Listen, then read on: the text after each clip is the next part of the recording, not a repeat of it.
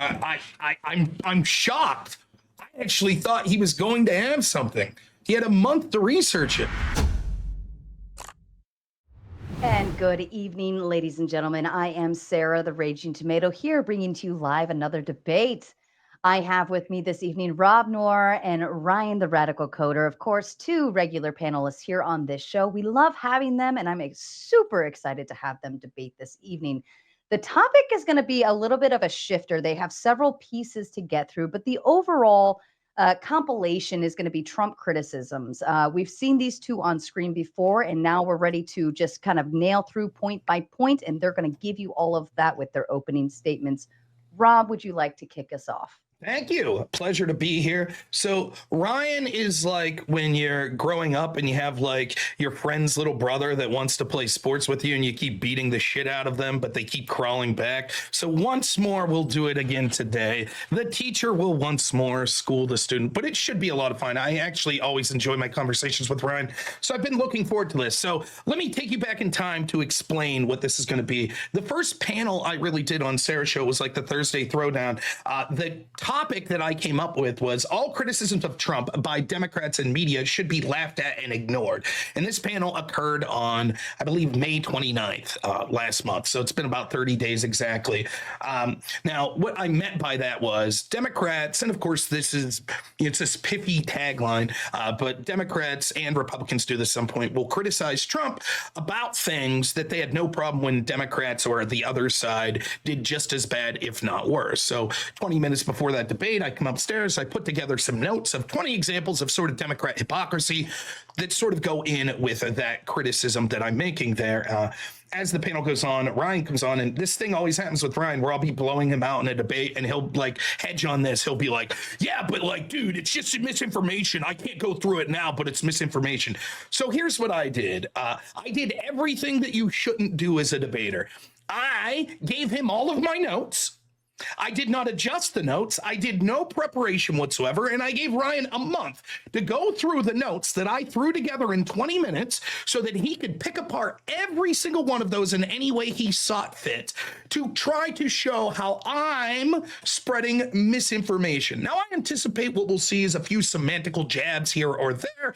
And hey, good for you, Ryan, if you're able to find even anything that I misspelled or slightly misstated in my notes, even though the thrust of what I'm saying is always true. That's fine. We can debate all that, and I'm sure I'll be right on every one of those instances anyways. But I hope that this gets off his chest this crucial point, which is serious just for a moment. We had a previous administration that wanted to create a czar to censor misinformation. And so when people throw this shit around, well, you just spread misinformation, you spread misinformation, it sort of sticks in my craw a little because people always say this shit. And then when we dig down into the specific thing they're saying is misinformation, I would say my track record's about 99% of proving that I'm generally right and it wasn't misinformation. So I'm going to allow Ryan to control the entire direction of the debate. If he wants to focus in on one of these things instead of all 20, that's fine. We could focus in on one. If he wants to talk about something completely unrelated, that's fine too, that he thinks that I've spread misinformation. I don't give a shit. No excuses. Whatever he wants to do to get it off his chest, I'm more than happy to be here. It's nice for the little schoolboy to come to the schoolyard again and to spank him once more. So let's get the show on the road. Ryan, go ahead and proceed. Go ahead, Ryan. Beautiful. Yes, I'm always excited to get a spanking. So before we get into the document, I want to be clear about why I'm here. I'm not here to dunk on Rob or catch him slipping. I don't think Rob is malicious. I think he's sharp, fast, and intense. And honestly, even when I agree with him, sometimes I lose the thread. It's not an insult. It's just what happens when the pace is very relentless, which it often is in these spaces. Now, I'd love to slow everything down, put Rob on 0.75 speed, and walk through each and every single point with care, but we surely won't have that luxury tonight. So we're going to move very fast. And my goal is to stay grounded.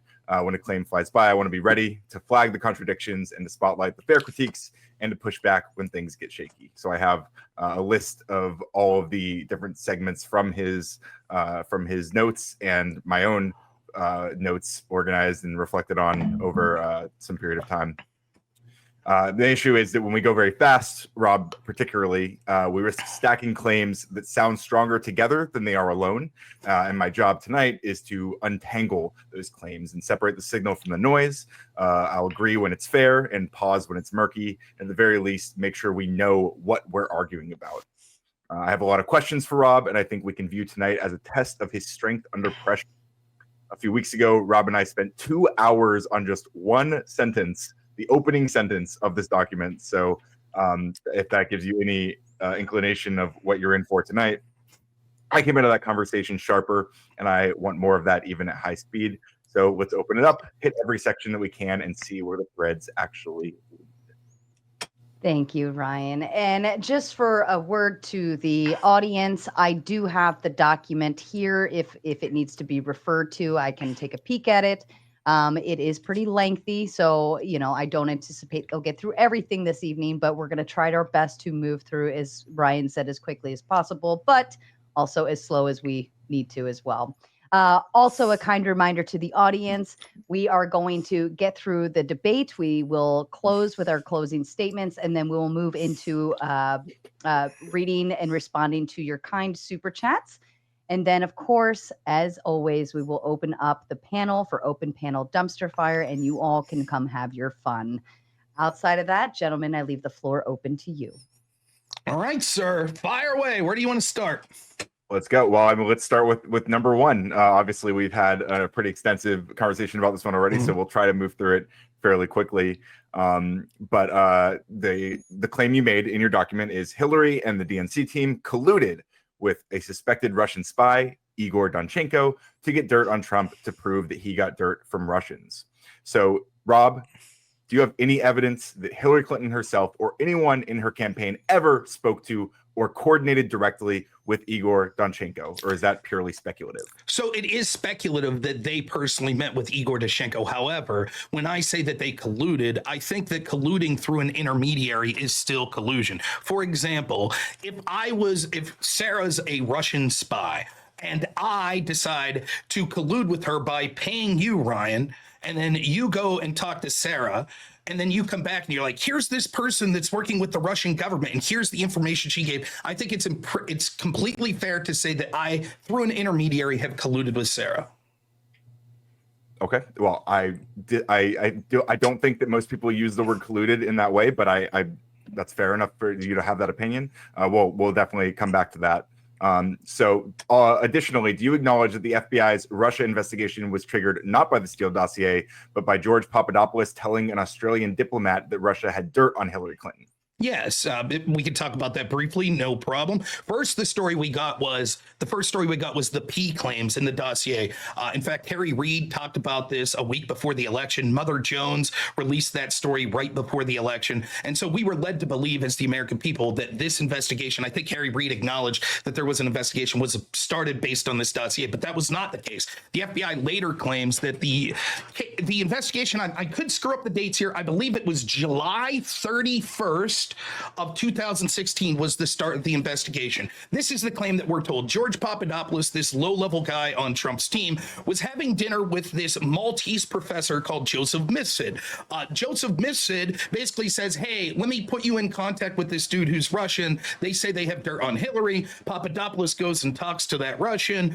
He comes back, tells the Trump team. Trump's team's like, don't do this shit. What are you doing? Later, he's drunk at a bar, talks to this Australian diplomat named Alexander Downer, a person who himself is connected to the Clinton Foundation and was at one point under some sort of investigation, I believe, in Australia for giving Australian tax dollars to the Clinton Foundation. He was exonerated in that investigation, but nonetheless, you can see his close ties. Allegedly, Papadopoulos said, hey, I heard the Russians have dirt on Hillary. And that's why we're told that we had to start the Russia collusion investigation. All right. Do you acknowledge that Danchenko was under a dormant espionage probe that was closed when the FBI believed he left the country? We discussed that pretty exhaustively, so I can think that's a fair yes. But do you also acknowledge that he was then arrested in the U.S. in 2013, meaning the FBI would have either known or quickly learned that he was still here? No, I did not know he was arrested in 2013, irrelevant to the statement that I made. He was suspected of being a Russian spy, and as we talked about during our 2-hour conversation on this one sentence, it was clear that the Hillary team and the DNC would have known that this was a person that was suspected in the past of being a Russian spy. Just for the audience, if you don't mind, what had happened was 2008, 2009, something like this. Igor Dushenko, who is the primary subsource of the Steele dossier, Hillary's team and the DNC go through this law firm, Fusion GPS. They are like, hey, get dirt on Trump. Fusion GPS contacts this UK spy named Christopher Steele. Christopher Steele then gets a bunch of sources, the key one being Igor Dushenko. This is the one that's making the most serious claims. He was said like to be Russian #1 or something like that. So everyone, including the FBI and Hillary's team, knew that this guy was a Russian, and Hillary's team and the DNC would have known that he was accused at one point of being a Russian spy. The entire reason that I put this argument together, just all of these arguments, if you don't mind me, right, I'll say this. This was all examples of things that Democrats complain about Trump, but they themselves have done worse or as bad. So in this case, the Russia collusion investigation boils down to this. Trump is bad and needed to be investigated for multiple years, including a special counsel, because he was accused of his team trying to collude with Russians to get dirt on his opponent, Hillary Clinton. And the way that they sought to prove that was them colluding with a Russian and actually getting dirt, to which the FBI then actually used to get illegal FISA warrants to spy on Trump's team. So they literally did what they were accusing Trump's team of doing. That's why we're discussing this.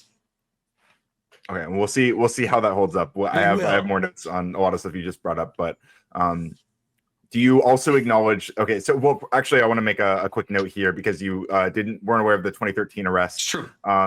So do you still think, with that being added, with that new knowledge, do you still think that it's fair in 2016 to call Donchenko a suspected Russian spy, knowing the FBI would have surely reopened the espionage probe if they were still concerned about it?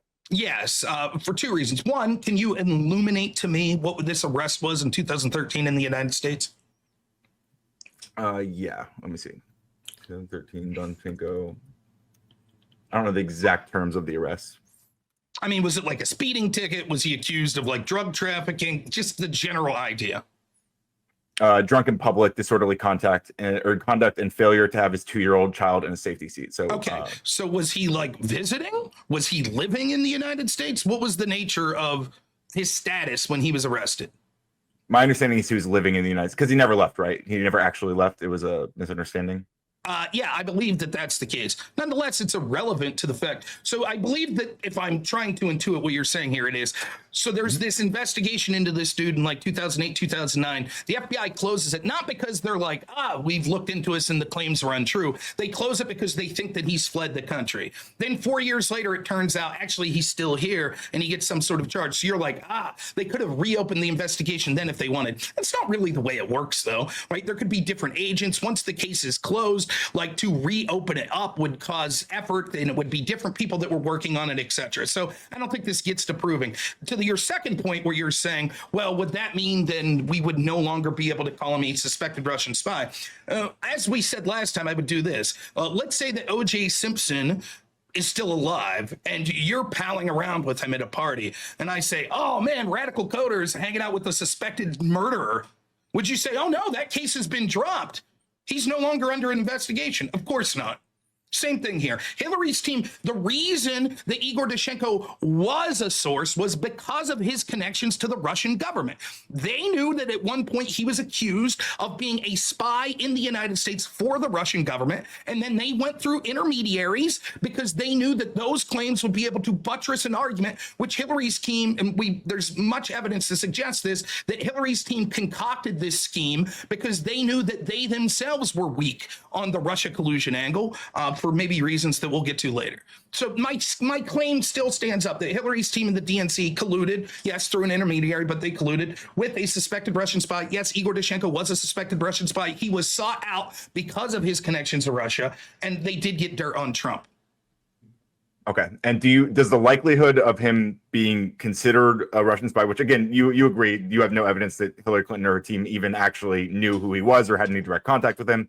That's But not do you true. think I that didn't say, I said the opposite. They would know who he was. I don't have evidence that they had direct contacts. There's certainly implications that they did, but I cannot provide you any testimony that says that they directly met with them. But they would have got this information and knew who the subsource was. Okay, so fair. So they would have known who he was Correct.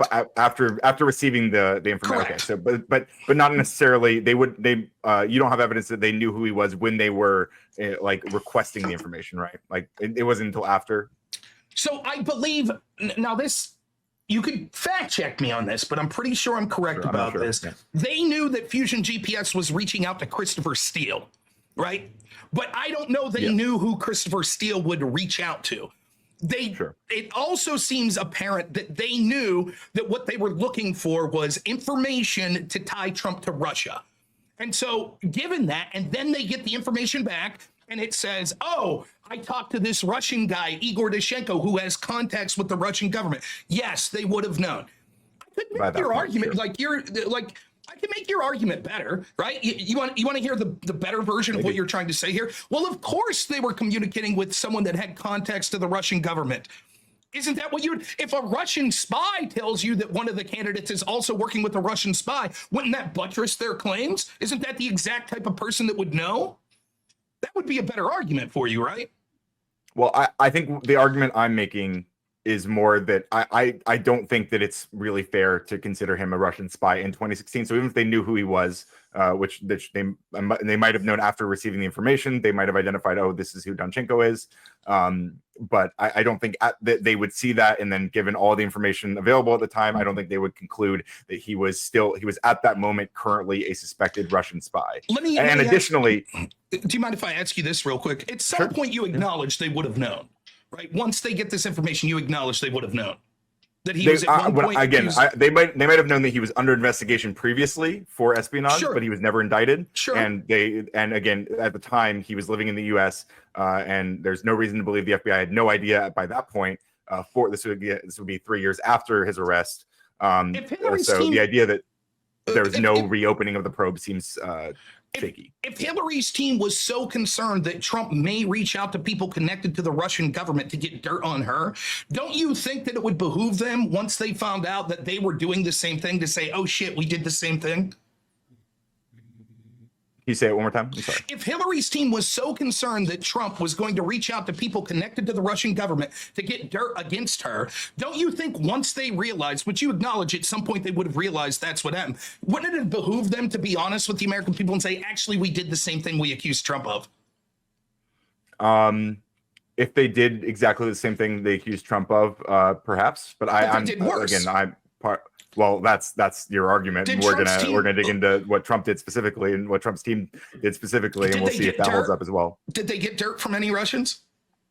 Did Hillary get dirt from any Russians? No. Did Trump's team get any dirt that they were able to use from any Russians during the 2016 election? Not for lack of trying. Okay, but Hillary's team did. Through legal channels, yes. What's it matter if it's legal or not? Well, we'll discuss that when we get to if Hillary's team's claim was, oh my gosh, Trump's trying to communicate with people in the Russian government to get dirt on us, there's ways that you can do that that's legal. Trump's team never did it. They did, right? So if their claim wasn't, oh, he did it and he wasn't registered under FARA, their claim was he's working with Russians to get disinformation about us. And Hillary's team worked with Russians to get disinformation about Trump. And not only did they get it, they then sent it to the FBI, who then used it.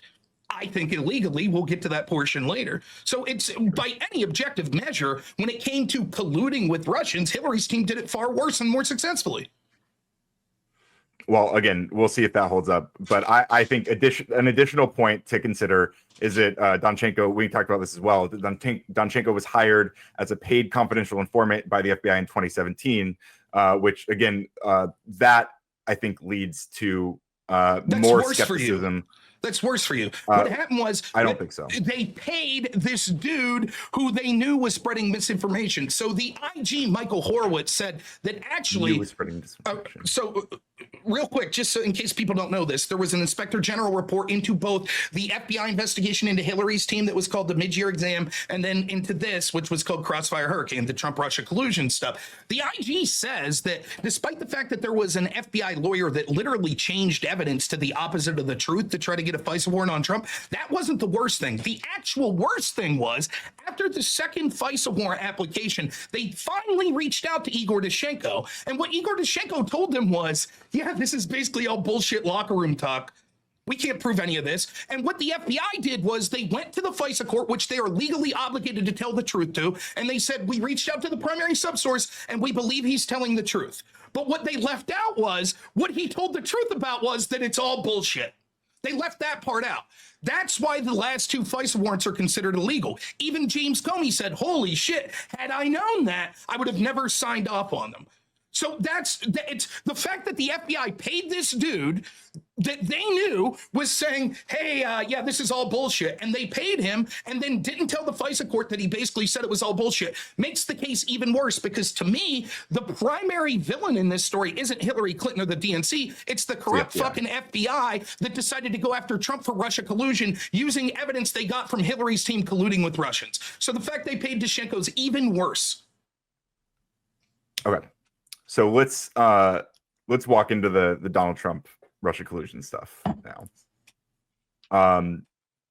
Just to be clear, so, we could do that, but this has nothing to do with the sentence in my note there at all.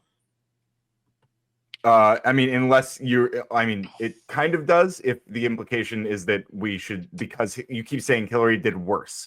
The same or worse, but I will argue worse. The same yes. or worse. Mm-hmm. So what exactly, so you're saying that what Hillary did regarding her team hiring Perkins Cole, who hired Fusion, who hired Christopher Steele, who then used Danchenko as a primary source. This is worse than Trump Jr., Jared Kushner, and Paul Manafort taking a meeting in Trump Tower specifically to get dirt from the Russian government. Yes, right. They actively, because Trump's team never got dirt, right?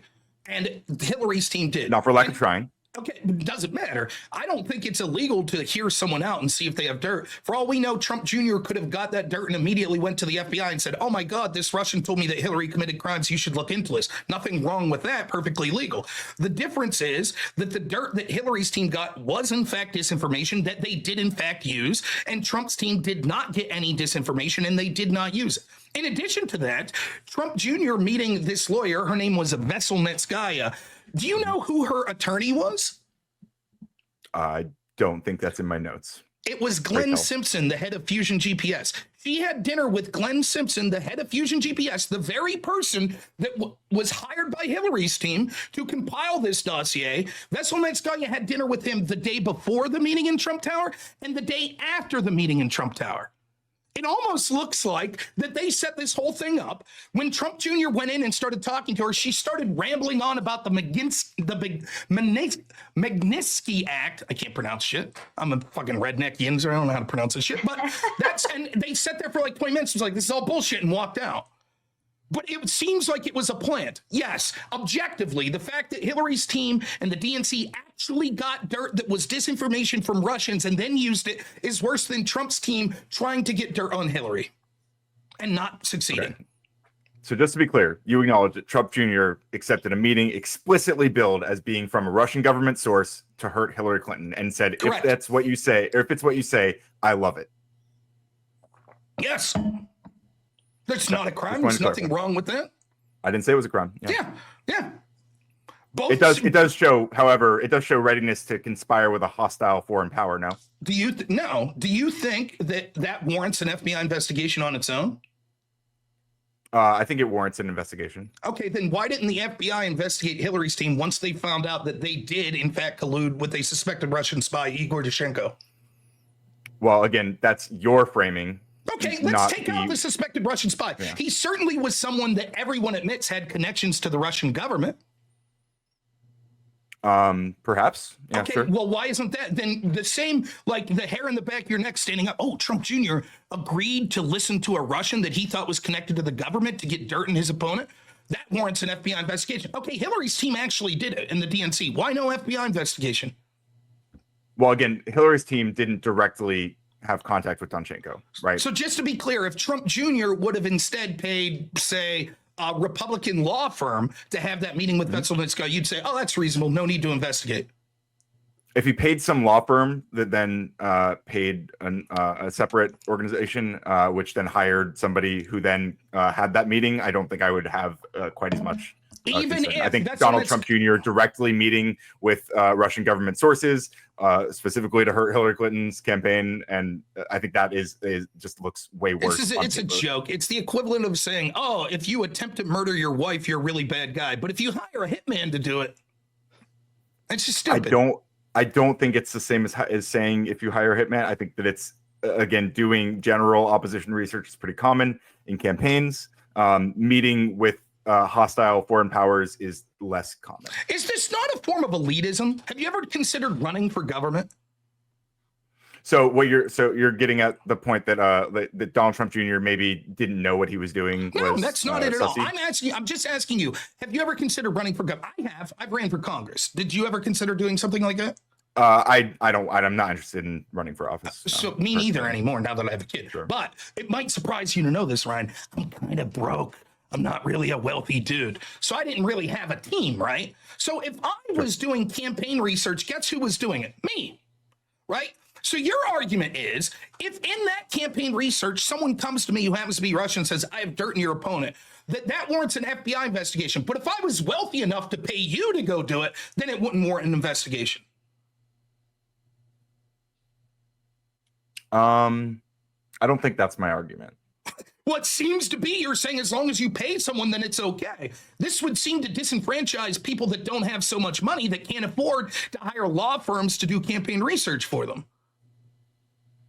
There's no material reason why hiring an intermediary to get dirt from Russians should be allowed and not worth an investigation, but personally doing it yourself shouldn't be. It's nonsensical. I think that we're kind of speculating when we say that Hillary hired the team specifically to get like info from Russian sources. Like the team did end up using a Russian source as a primary source for the dossier, but that doesn't mean that Hillary's team was seeking out Russian source. Like that's speculative, right? Now, I don't think it's speculative because they were clearly looking for information that Trump was doing illegal shit with Russians. And I think we could both intuit. If you're being honest, don't you think that inevitably would lead to talking to Russians?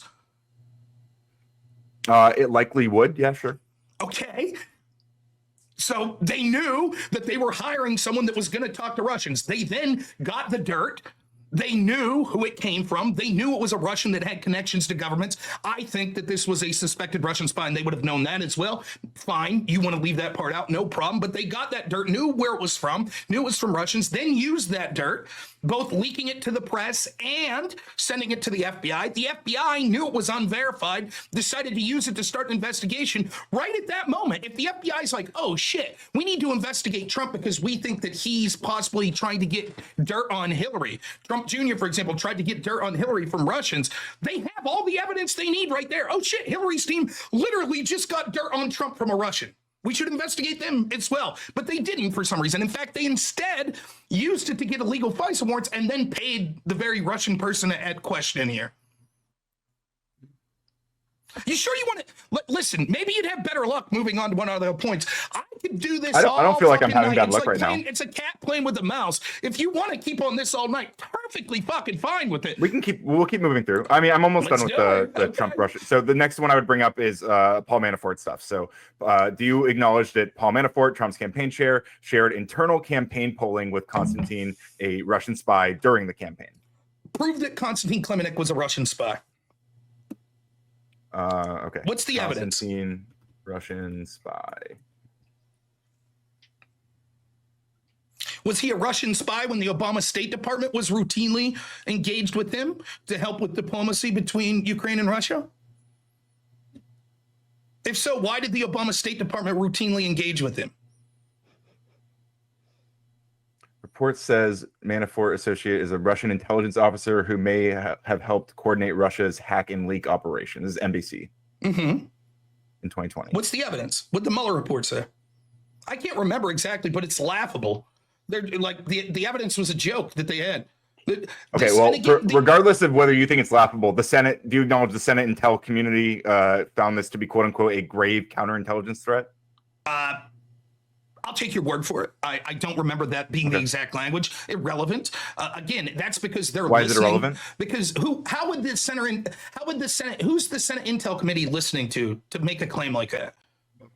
I don't know. I assume that they have better sources than either of us. It would probably be the intel agencies like the FBI, right? Perhaps, yeah. Okay, so if the FBI was crooked in the first place and knew that that's again speculative. It's not speculative. We know that they did all kinds of shit. Like the IG report shows. Well, when I say it's speculative, I'm saying that like you're using your position of how corrupt and bad the FBI is to poison any sort of sourcing that may come from the FBI, which, there might be good reason to do certain things, but I don't think you can use it as like a sweeping blanket to just discard any. Perhaps if I reframe, right? Kaj Patel's running the FBI right now, right? He sure is, yeah. You fan of his? Author of the Plot Against the King, Kaj Patel. I like the song that came with the book. It's kind of catchy, but nice. I'm not a Kaj Patel fan. No, okay. I wouldn't say so. Now, right now, Republicans control the Senate, right? Yes. Okay, so if the Senate right now, the Senate Intel Committee that would be controlled by Republicans gets a report from Kaj Patel saying Democrats are colluding with China, you'd say that's the end-all be-all. We don't have to look exactly what the evidence is. All we have to do is acknowledge that that's what the Senate Intel Committee has said, correct? I would take it seriously if that Senate Intel Committee still said that there was a grave counterintelligence threat. How serious would you take it? What's that mean? With Kaj Patel in particular, a little bit less with a grain of salt, but I think that he does try to use his position. Like he doesn't want to be under intense scrutiny for things like, I think that there's at least going to be a defensible underpinning and also, I mean, it's not, I'm pretty sure that the FBI, has there ever been a Democrat in charge of the FBI?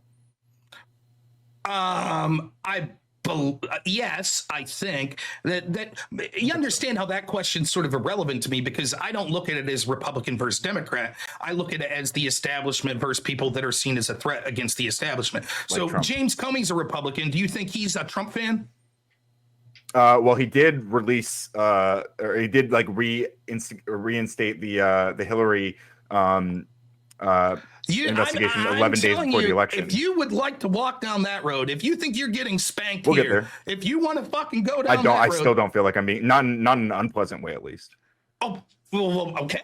Like, I'm very heterosexual, so maybe I'll stop using the word spank. Maybe that's my fault in the first place. But nonetheless, it's clear that James Comey, this idea, well, he's a Republican, therefore it's all bullshit. I'm just asking for evidence as to why Konstantin Klimenik was a Russian spy.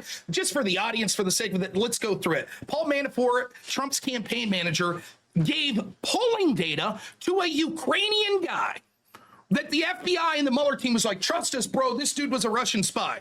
The same Ukrainian guy that the Obama State Department routinely worked with because they thought he was trustworthy enough to help them with diplomacy in the region. But all of a sudden, he went from someone that the Obama State Department totally trusted, just like that, to being a suspected Russian spy. No evidence given. Ryan can't give you what the evidence is, right? And what was the big crime? Okay, this sounds nefarious. Let's assume for a minute he is a Russian spy. Oh my God, what'd Trump's team do to him? Gave them polling results that said, hey, we think we're going to win this thing. That's it. They didn't share classified information. They didn't share dirt on Hillary Clinton. They didn't make claims like, hey, once we're in there, we'll do XYZ for you. No, they just said, hey, we think we're going to win. As I explained to Ryan before, the reason for this was Klimenik had previously worked with Paul Manafort, and Manafort is kind of a shady dude, but not in the sense that Ryan or the Democrats are saying. He's a shady dude in that he's trying to make money. So he's going to all of his old business partners saying, holy shit, we might win this. And I'm Trump's like campaign manager. Wow, I'm going to be a big deal. We should do some business deals. That's what he's doing, not trying to collude with Russia to steal the election. Well, I'm not accusing him of trying to steal the election. I'm saying that not trying to get dirt. Is there any evidence whatsoever that they asked Konstantin Klimenik for anything?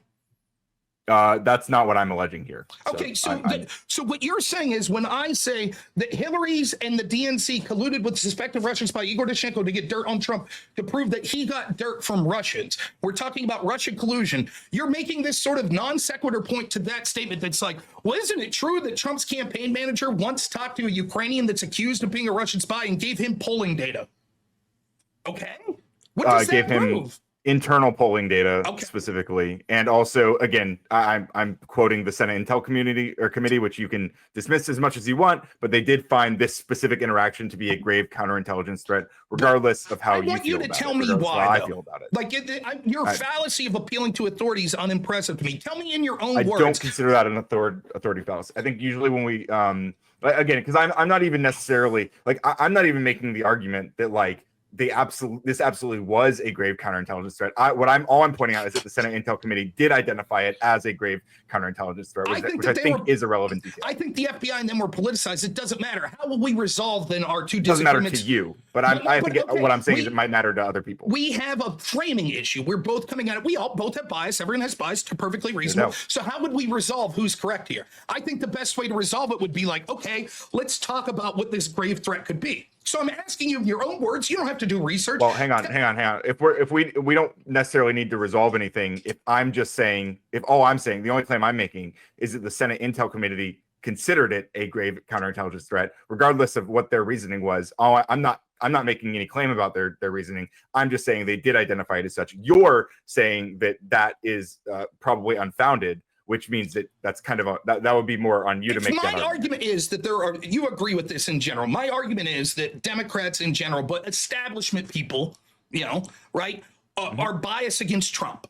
Right. And that's my argument. So people in the bureaucratic state, people in the FBI, even rhinos like your John McCain's or your Mitt Romney's, et cetera, because we know even though McCain wasn't financing the dossier, he was financing opposition research to Trump. You agree with that, right? He's a Republican, was still coming up with opposition research to Trump, right? My argument is these people are biased against Trump in various ways, and they're willing to use lawfare, et cetera, to go after him, right? And so when you say, well, the Senate Intel said that this was a grave intel threat, and I'm like, okay, but why? And you're like, well, it doesn't matter. I'm just saying they're saying that. That's proving my argument. You understand that, right? I don't think it's proving your argument. I think if you assume that they are corrupt, you assume that everything they say is going to go against Trump with unreasonably so, even then you could believe that. But you could conclude that it's likely under your priors that is the case. But I don't think that proves it. Okay, last thing. I don't want to hamper this, and I do want to let you control. The last thing I'll say, if both me and you hear the government, it doesn't matter who's in charge, whatever. We just hear from an official government source, whether it be Intel Committee, President's administration, whatever, a claim that we both look at each other and go, that sounds like fucking bullshit, both of us, right?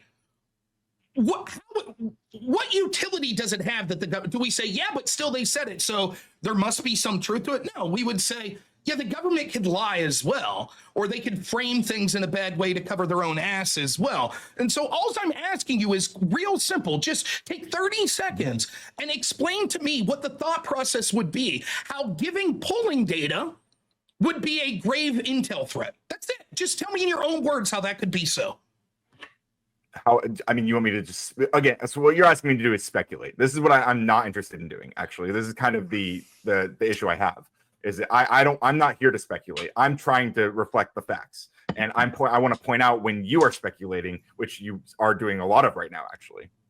Again, if we both thought something was bullshit, if the government says something that defies credulity, and we're like, that can't be true, we would say, then there must be something going on here. All I'm saying is you're making this statement, right? And you're like, your worldview that they were biased, corrupt, you have no proof of that. The proof that I'm offering is because they're saying shit like this was a grave intel threat, and I can't think of a reason why it would be, and neither can you. Why giving polling data is this serious intel threat. You can't think of it, and you're like, well, that's speculative. How else would we ever be able to determine whether there's bias or corruption at a government agency if we're not allowed to say, okay, at a bare minimum, is there a plausible explanation for their claims? You can't give anything. Nothing. You're just like, well, they said it. Again, so I'll leave it to the audience to resolve. My claim is I think that they were biased and this was bullshit, and Hillary's team clearly colluded with Russians worse than Trump's team for the reasons aforementioned.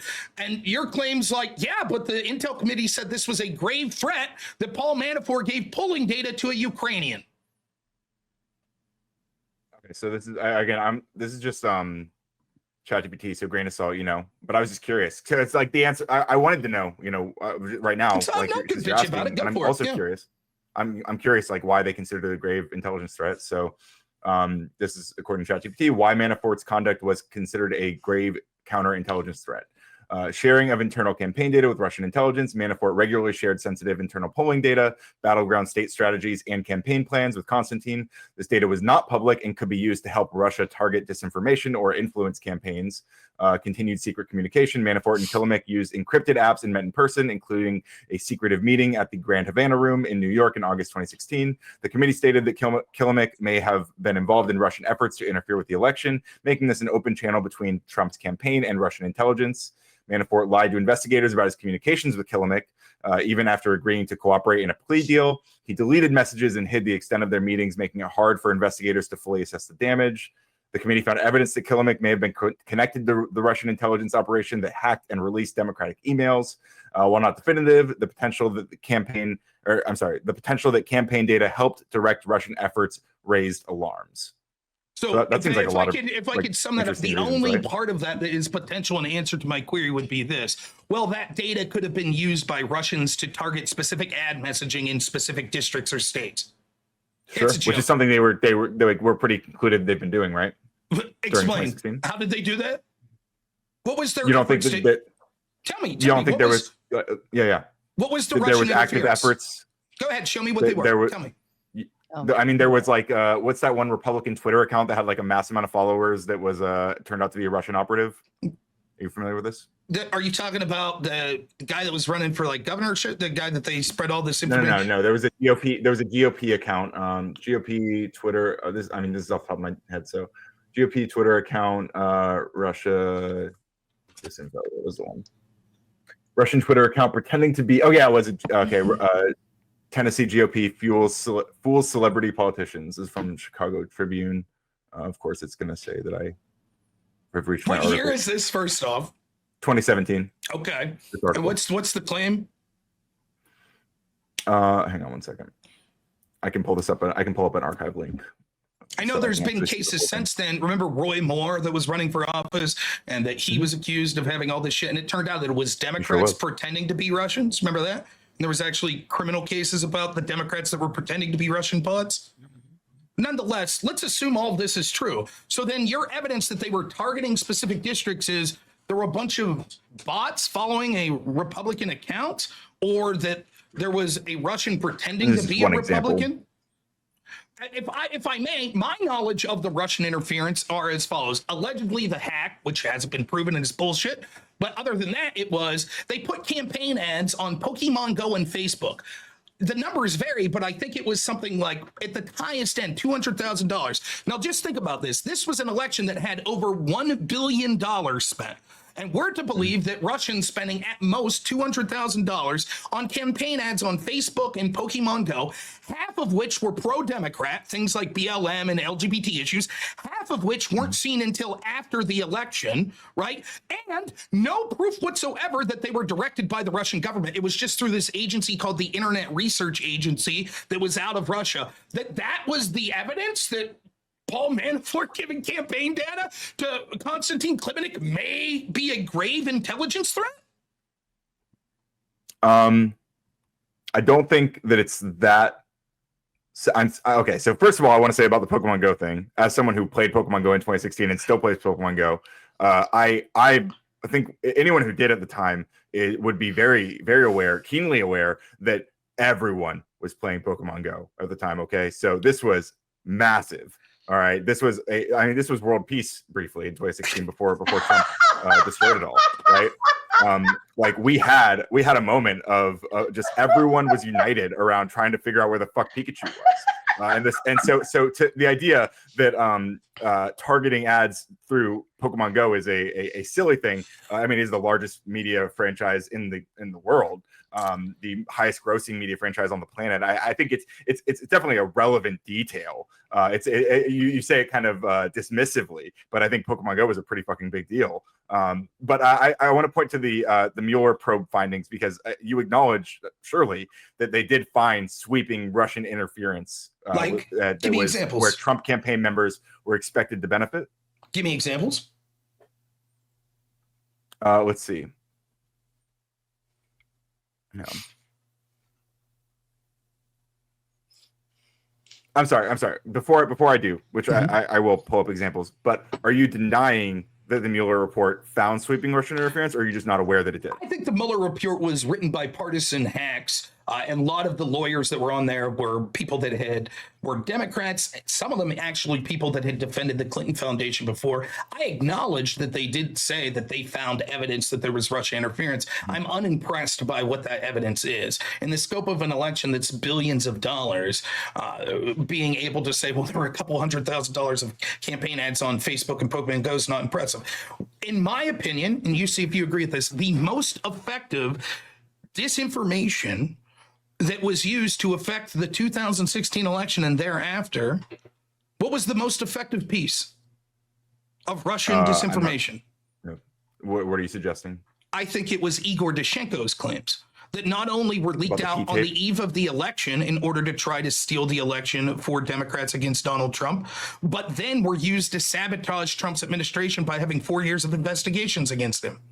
That's by far worse than Pokemon Go ads. Perhaps that is worse than Pokemon Go ads. Why no FBI investigation?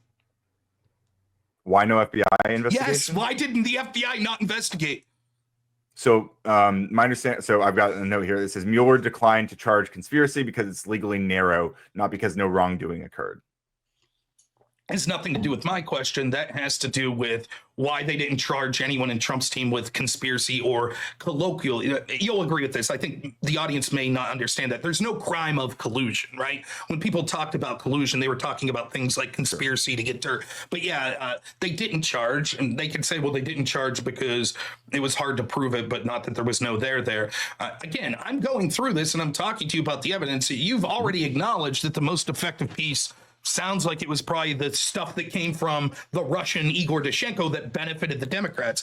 In addition to that, there was evidence that I don't think I bought. That was your assertion. I don't think I necessarily. You seem to not be able to dispute. You were like, sounds right. So what piece of Russian help was more effective than that? So I think that what was happening with the Mueller, I'm sorry, no, not with Mueller. Excuse me. The IRA that you brought up, the IRA funded like social media manipulation. They did create thousands of U.S. social media accounts that posed as Americans targeting swing states. They promoted Trump, sowed racial division, and discouraged Democrat voter turnout, which is something we'll definitely come back to later, especially among Black Americans. Okay, you think that was more effective than the Steele dossier? I'm not sure. I mean, it's an interesting question. Would you at least say that the Steele dossier had an effect, and would if the IRA putting ads on Facebook and Pokemon Go warranted an investigation, so should the Steele dossier, correct? You would acknowledge that. No, I'm open to there being investigations either way. Yes, I don't mind. I don't know why or why not, though. Okay, there wasn't. And so my argument that there's a clear double standard, you're not. It doesn't seem clear to me without more information. It doesn't feel that clear to me. Like, because there certainly could be reasons that there was an investigation. Right? Can I break like something that might blow your mind here and blow the audience mind? Okay, I think that you may be so biased that you're always going to paint Trump in a bad light and those against Trump in the best possible light. That's what it sounds like to me. I know that blows your mind in the audience's mind. Right? You want to move on? I think what I'm actually doing, regardless of how I feel about Trump, which I definitely don't like him, regardless of how I feel about him, I don't think I'm doing any sort of like, all I'm doing is trying to establish like core facts that I that I can kind of work within here. Like I'm not like making conclusions about Trump being like a Russian asset or that Trump is evil, or I'm not even talking about that. I'm just describing facts that like were involved with like Mueller investigation and that were involved with like the alleged Russian collusion on either side. I'm just identifying key facts. I'm not making sweeping claims. I'm not doing speculation like you've been doing a lot of. Hey, I'm just gonna try to give you a little advice here. You don't have to take it if you don't want. I'm happy to talk about point one all night. I think we're an hour in. We already talked about. I'm almost done. Yeah. We talked about this same point 2 hours before. I don't think you've broken any new ground. I think the majority of the audience will think, "Wow, I don't see how anything Ryan's saying here disproves Rob's claim." Right? Like you're now like, "Yeah, but Russians did, put ads on Facebook and Pokemon. What does that have to do with me saying that Hillary's team and the DNC colluded with the suspected Russian spy to get dirt on Trump?" Like, I just think you would. Surely, there's better arguments you have on topics coming up, and I'm afraid we're not going to get to it. I'd kind of like for you to beat me on at least one of these topics. So, but if you want to stay here all night, I'm perfectly. Half of the time has been used, you retreading the same arguments we've already had. That's on you, though, man. You control the direction. Just giving some friendly advice. Yeah. So, just first of all, with regard to the Pokemon Go, blah blah blah. Again, like I think you're being very dismissive of the amount of Russian disinformation that was out there during this election, and I think that the Mueller report does actually, again, claim at least to have found sweeping Russian interference, and said that Trump campaign members, quote unquote, expected to benefit, which seems quite interesting.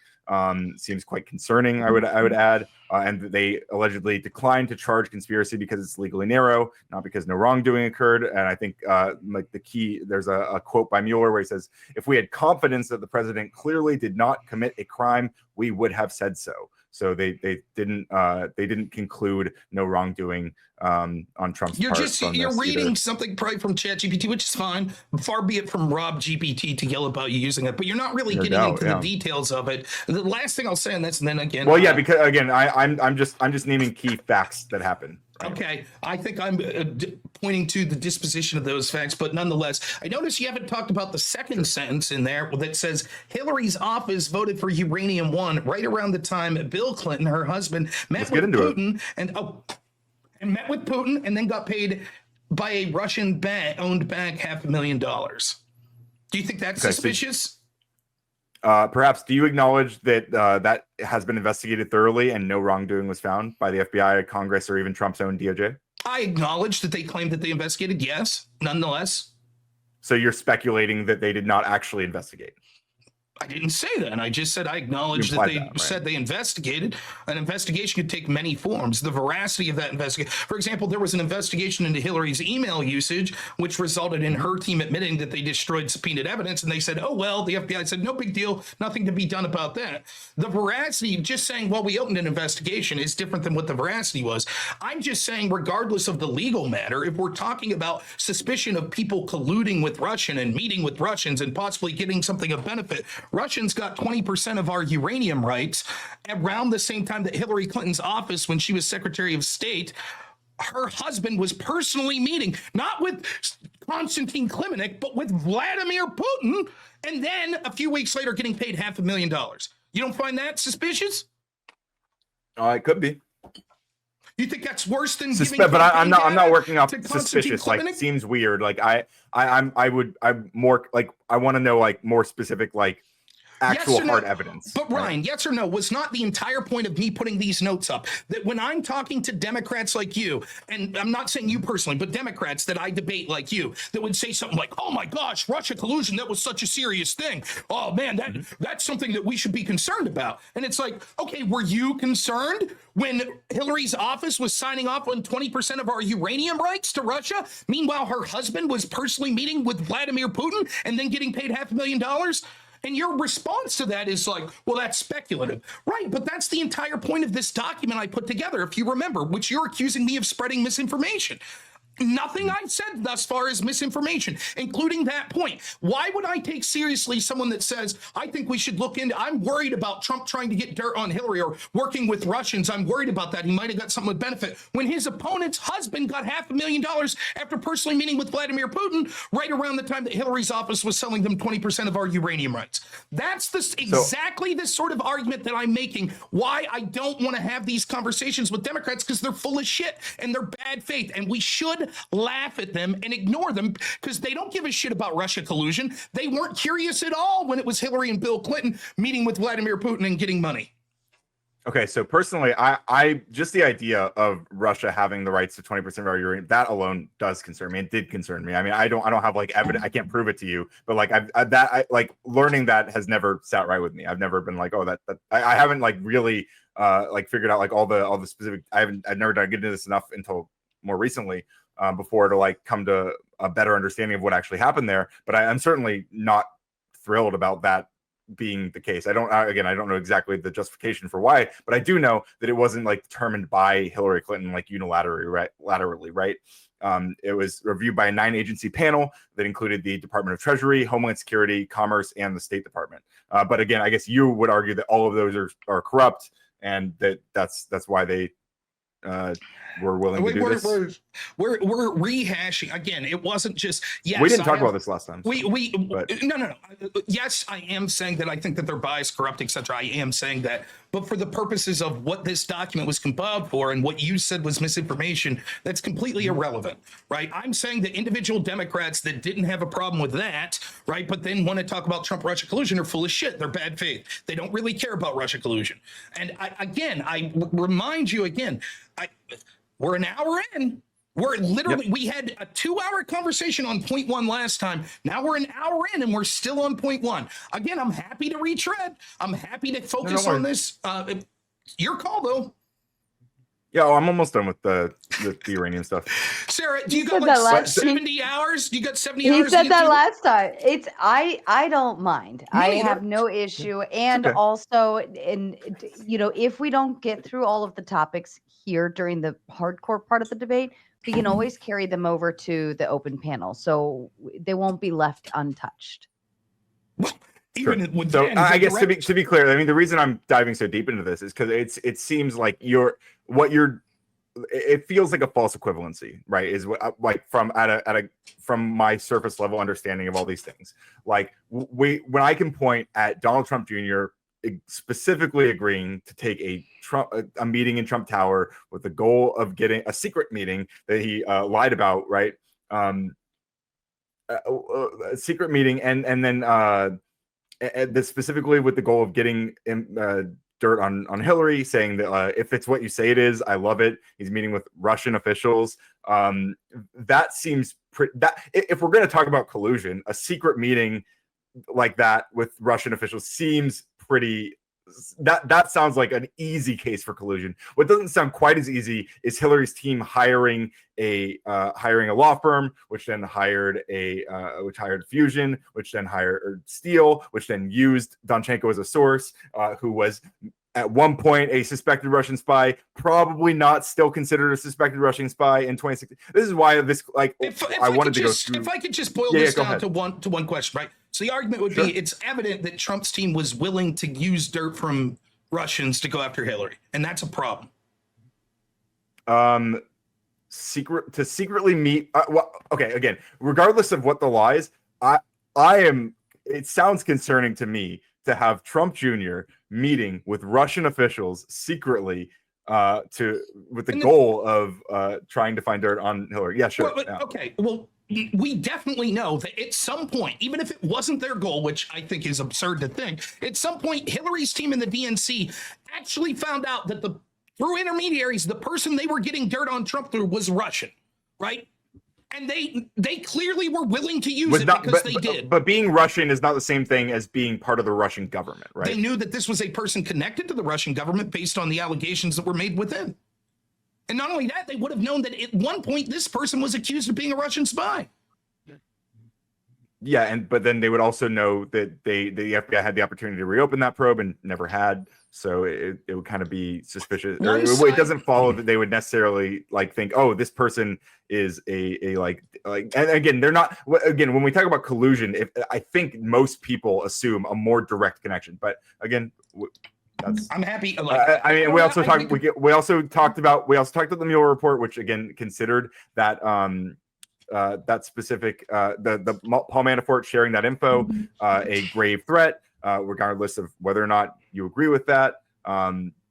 That again sounds concerning to me. Maybe it's because I hate Trump that I'm biased against him and I don't see these as equivalent, but I feel that there's a false equivalence happening here. We can skip over the rest of the okay, I'll just say I have quick, more notes on the Russian. I'll just say real quick, if there's a problem with trying to work with Russians to get dirt in your opponent when Trump's team does it, then there should be a problem when Hillary's team is actually successful in doing it and then uses that dirt. Democrats that didn't have a problem with the latter, I'm uninterested in their claims on the former. I was correct in the statement that I made here. There was no disinformation in anything that I said. Again, I think that arguing that he was a suspected Russian spy at the time is at least shaky. I know you disagree. No, but it's pretty much implied, and we can disagree on that. But yeah, I just don't think that I don't think it's a fair equivalency. But we can disagree on that. That's fine. We can move on to the lawfare stuff. Okay, number 2, lawfare. Mm-hmm. All right, so let's talk about the illegal FISA warrants. Do you acknowledge that the FBI was criticized for sloppy paperwork, not a criminal conspiracy? By who? Just in general, except for maybe you. Do you have anyone who? Well, you're getting that statement from somewhere. Who made that accusation? Well, I'm saying that like the issues with the FISA warrants were largely. It seems like sloppy paperwork could be summed up as sloppy paperwork. I don't acknowledge that. So in fact, the IG, when asked specifically how all of this stuff could have happened, it is true that Republicans sucked, and the Democrats were actually very good at hammering the same talking point over and over. You don't have evidence that this was intentional, that this was corrupt, right? And he's like, no, we didn't receive that amount of evidence. However, at one point when one of the Republicans got to ask IG Horowitz, he said, other than gross incompetence of the highest level or corruption, is there another explanation you could come up with that we saw all of these things that occurred that are troubling in the Russia collusion investigation? And Horowitz said no. Those are the only 2 possible explanations. He did not rise to the level of proving a conspiracy, but he did not say that there wasn't one. He just said he didn't have enough to charge that. Okay, isn't that also true of the Mueller report, that same thing regarding Trump collusion? That's sure. That's what they said. Now, you can see that I put an article in there from the Heritage Foundation. You acknowledge that says exactly what I says, that the probe found lack of probable cause. The DOJ admitted that there was a lack of probable cause, i.e. it was illegal. At least the second 2 FISA warrants were illegal. They did not have probable cause. So they got a FISA warrant. And just so you and the audience understands, what a FISA warrant is, it allows the government to basically spy on you and take away your 4th Amendment, because they're accusing you of being a spy for a foreign adversary. And so the threshold for this, for a regular American, should be immensely high. Unfortunately, the FISA court's basically just a rubber stamp. But when you're talking about being able to spy on a campaign for presidency, and then later for the president, to spy on the president and his administration, the threshold should be through the roof. And they're admitting, our bad, we didn't have probable cause. Even if I accept that, well, it was just a paperwork error, where does that dispute what I'm saying? They didn't have probable cause. If you get spied on by a police force and it turns out that they had paperwork errors to do it, isn't that illegal? I think it was determined to be illegal eventually. Okay, so then where's my statement? Again, what you're trying to prove here is that I'm spreading misinformation. So far you've said, yes, actually, you're right. They did find it to be illegal. Okay. Wait, hang on. Well, okay. So first of all, you're claiming the lawfare stuff. Besides the illegal FISA warrant, is it Democrats weaponized absurd lawfare to go after Trump? So correct. Calling it absurd lawfare I think is already like that's a much stronger Now, claim. I than did just, premise, I don't know if I said it in my opening statement, but I did say it to, I think, both of you before, and I certainly said it to my audience before, that you would make semantical arguments with, and this is a really good one, that you're now taking umbrage with the word absurd. Yes, the Democrats did weaponize lawfare to go after Trump, but I don't think it was absurd. I mean, come on. If this I'm not agreeing to the lawfare. I'm not agreeing to the lawfare or the absurdity. So okay, I think it's absurd. I think illegal FISA warrants to spy on Trump's absurd. okay, so it was eventually determined to be illegal because of that is correct, sir. Paperwork. Do you think that the FBI, but would you acknowledge that getting a FISA warrant to spy on someone, let alone a presidential campaign, is a big deal? Sure. Do you think that the FBI, before getting a warrant like that, should have to have a very good reason for doing so? Sure. And don't you think if one of that reasoning, the bulk of that reasoning was coming from the opponent of the very person that you're trying to get his FISA warrant on, that you would want to verify some of those claims before you get the FISA warrant? I imagine you would want to verify some. So, like, for example, there was 34 indictments and 7 convictions from the Mueller report, including for Trump's campaign chair, which sounds like pretty sussy behavior. Two things. One, none of those had to do with illegally colluding with Russians to affect the 2016 election. And secondly, even if they did, that's irrelevant to this FISA warrant that we're talking about that was issued against Carter Page that would have allowed them through the 2-hop role to spy on the entire Trump presidency, right? Even if it's true that Paul Manafort did some bad shit. Again, if you're trying to get a FISA warrant to spy on a presidential campaign and then later a presidential administration, and you're using evidence that's crucial for that came from his opponent, shouldn't you attempt to verify that evidence before you use it to get that warrant? Do you acknowledge that the inspectors general found no evidence of political bias in opening the Russia probe? That what he found was that there was a legitimate let me think the exact language. I'm not going to remember the exact language. He said that there was a sufficient predicate for opening an investigation.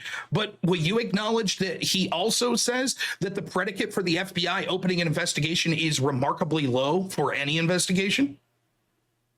If he said that, sure, I would. Yeah. Either him or Durham said that. The problem's not that there was an investigation. The problem is the tools that they used in that investigation. I have no problem with the FBI taking a cursory look at potential Russia interfering in an election. What I have a problem with them is them getting illegal FISA warrants to spy on the president's team.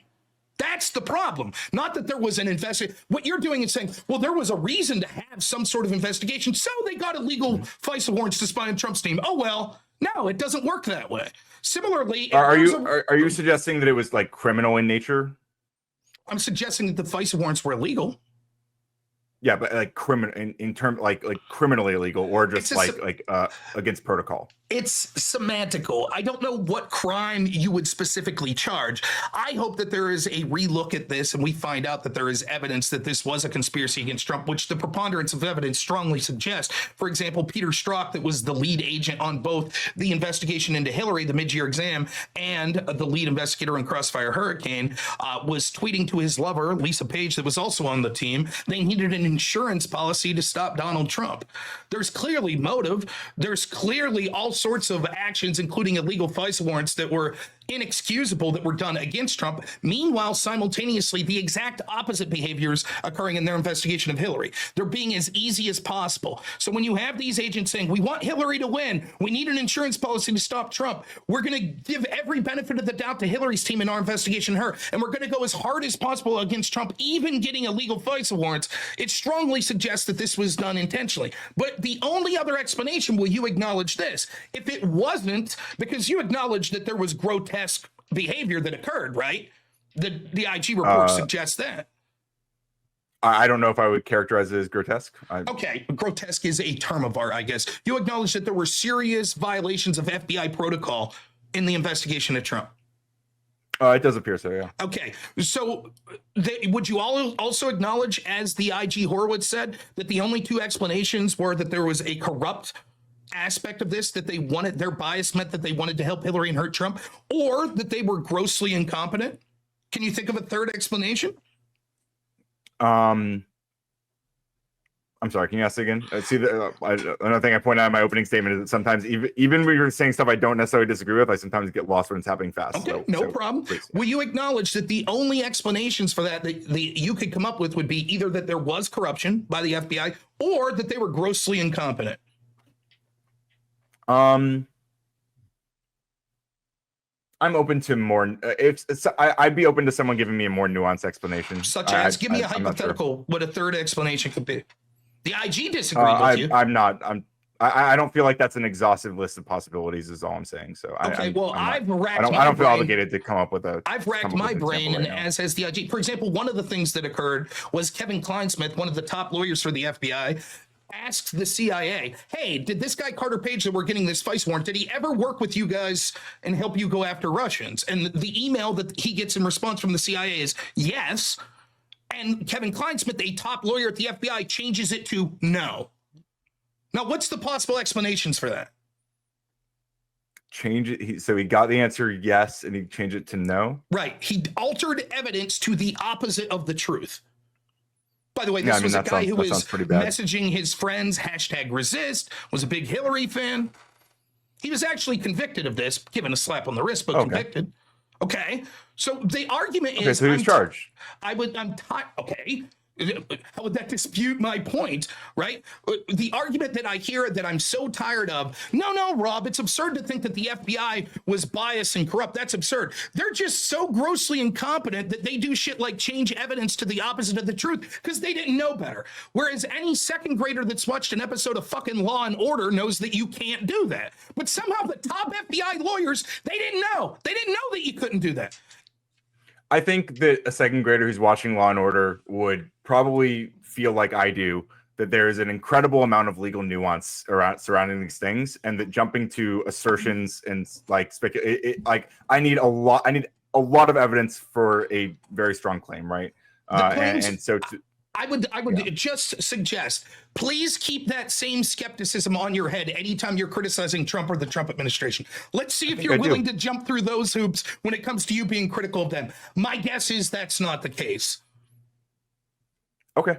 Well, I mean, I guess we'll see if we come up with examples of that. But that, again, sounds like more speculation from Rob. So in terms of the novel law, so my understanding, or here's my notes here at least. Alvin Bragg, the Bragg case, yeah, was legally complex but not unprecedented. So New York routinely elevates falsified business record charges to felonies when used to conceal another crime like tax fraud or campaign finance violations. Can you show me this? You acknowledge I don't have all the facts in front of me, but the Bragg case going after Trump, this had to do with the payments to Stormy Daniels, right? It was a misdemeanor that was beyond the statute of limitations, right? So they changed it to say, actually, he committed a crime by falsifying documents to commit the misdemeanor, right? That way that the statute of limitation wasn't ran out. So far, we're both in agreement? I think so. Yeah, okay. I mean, they owe it to campaign finance violations, which is what it was charged for, right? I debated this at the time. It's been a while, but it was something like this, that there was 3 parts to their claim, that they had to prove these 3 parts in order to make this a felony. The first part was that Trump falsified documents, his team falsified documents. The second part was to affect the election. And the third part was while committing some sort of other crime, such as tax crimes, falsification of other documents, etc. Does that sound right, that there were 3 parts to this? You agree with that? I'm not aware, but okay. Sure. I believe that was the case. I thought it was universally accepted. Perhaps you have information that I was unaware of. I just don't know the details. Can you show me that ever occurring in New York or any other state that's ever occurred, that they've charged someone with a crime using those 3 platforms like that? Just like that, I'm sure I can't. But so I mean, it doesn't mean it never has happened. But if it hasn't, the claim that I made specifically, just to be clear, the claim I made specifically is that New York routinely elevates falsified business record charges to felonies when used to conceal another crime, for example, tax fraud or campaign finance violations. That's the claim. My claim is that if it's never been done, the exact legal framework that they did, that would you acknowledge if it had never been done, then it is a quote novel theory. In other words, new, it's not been done. They may have done things like that, but this particular theory had never been used. I'm not asking you to admit, yes, it had never been used. I'm asking you to admit if it had never been used, then my statement is correct, that it was a novel legal theory. Okay, so your specific claim was it was a made up novel law to go after Trump, or a made up novel law to go after Trump. Yeah, that's fair. I think if there's a lot of legal precedent for that sort of thing, I think a lot of times we have like very hyper unique scenarios, right? That require that do require quote unquote novel. I don't think novel means is like a damning thing, but sure, yeah. Okay. Characterize it as novel. So this was new. If you could provide evidence, I would happily eat crow on this. If you could show me this happening, I think that pretty much everyone, even like the legal analyst Ellie Honing, I think was his name, the head CNN legal analyst. I think he admitted that it was a novel theory. I think pretty much everyone admits that. But let's take this in a different direction. So the claim was basically that Trump committed a campaign finance violation, correct? Because he had paid Stormy Daniels, and the way that the payment occurred was that actually his lawyer, Michael Avenatti, made that. Or I'm sorry, Michael Cohen. Avenatti is the other guy. His lawyer, Michael Cohen, made that payment. Yes? Or you don't I believe know? So. Okay. So, and then so, yeah. it was a campaign contribution because that was to benefit the campaign, right? Paying off Stormy Daniel. And Michael Cohen, because he used his own money, that was contributing to Trump, basically. And so then they falsified the records by saying this was just for normal legal expenses. But in reality, it wasn't for normal legal expenses. It was to help with the campaign. It was a campaign expenditure. And there's a limit on how much an individual. Right. Okay. Would it shock you to learn that in the exact same district, in the exact same election, Hillary Clinton's team did exactly that? Would that shock you to learn that? Perhaps.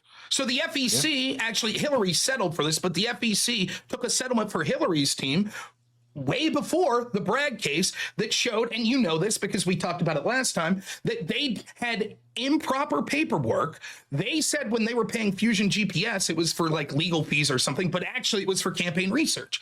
So they had to pay hang on. Okay, real quick. You're saying improper paperwork versus falsifying business records. Well, that would be falsifying. I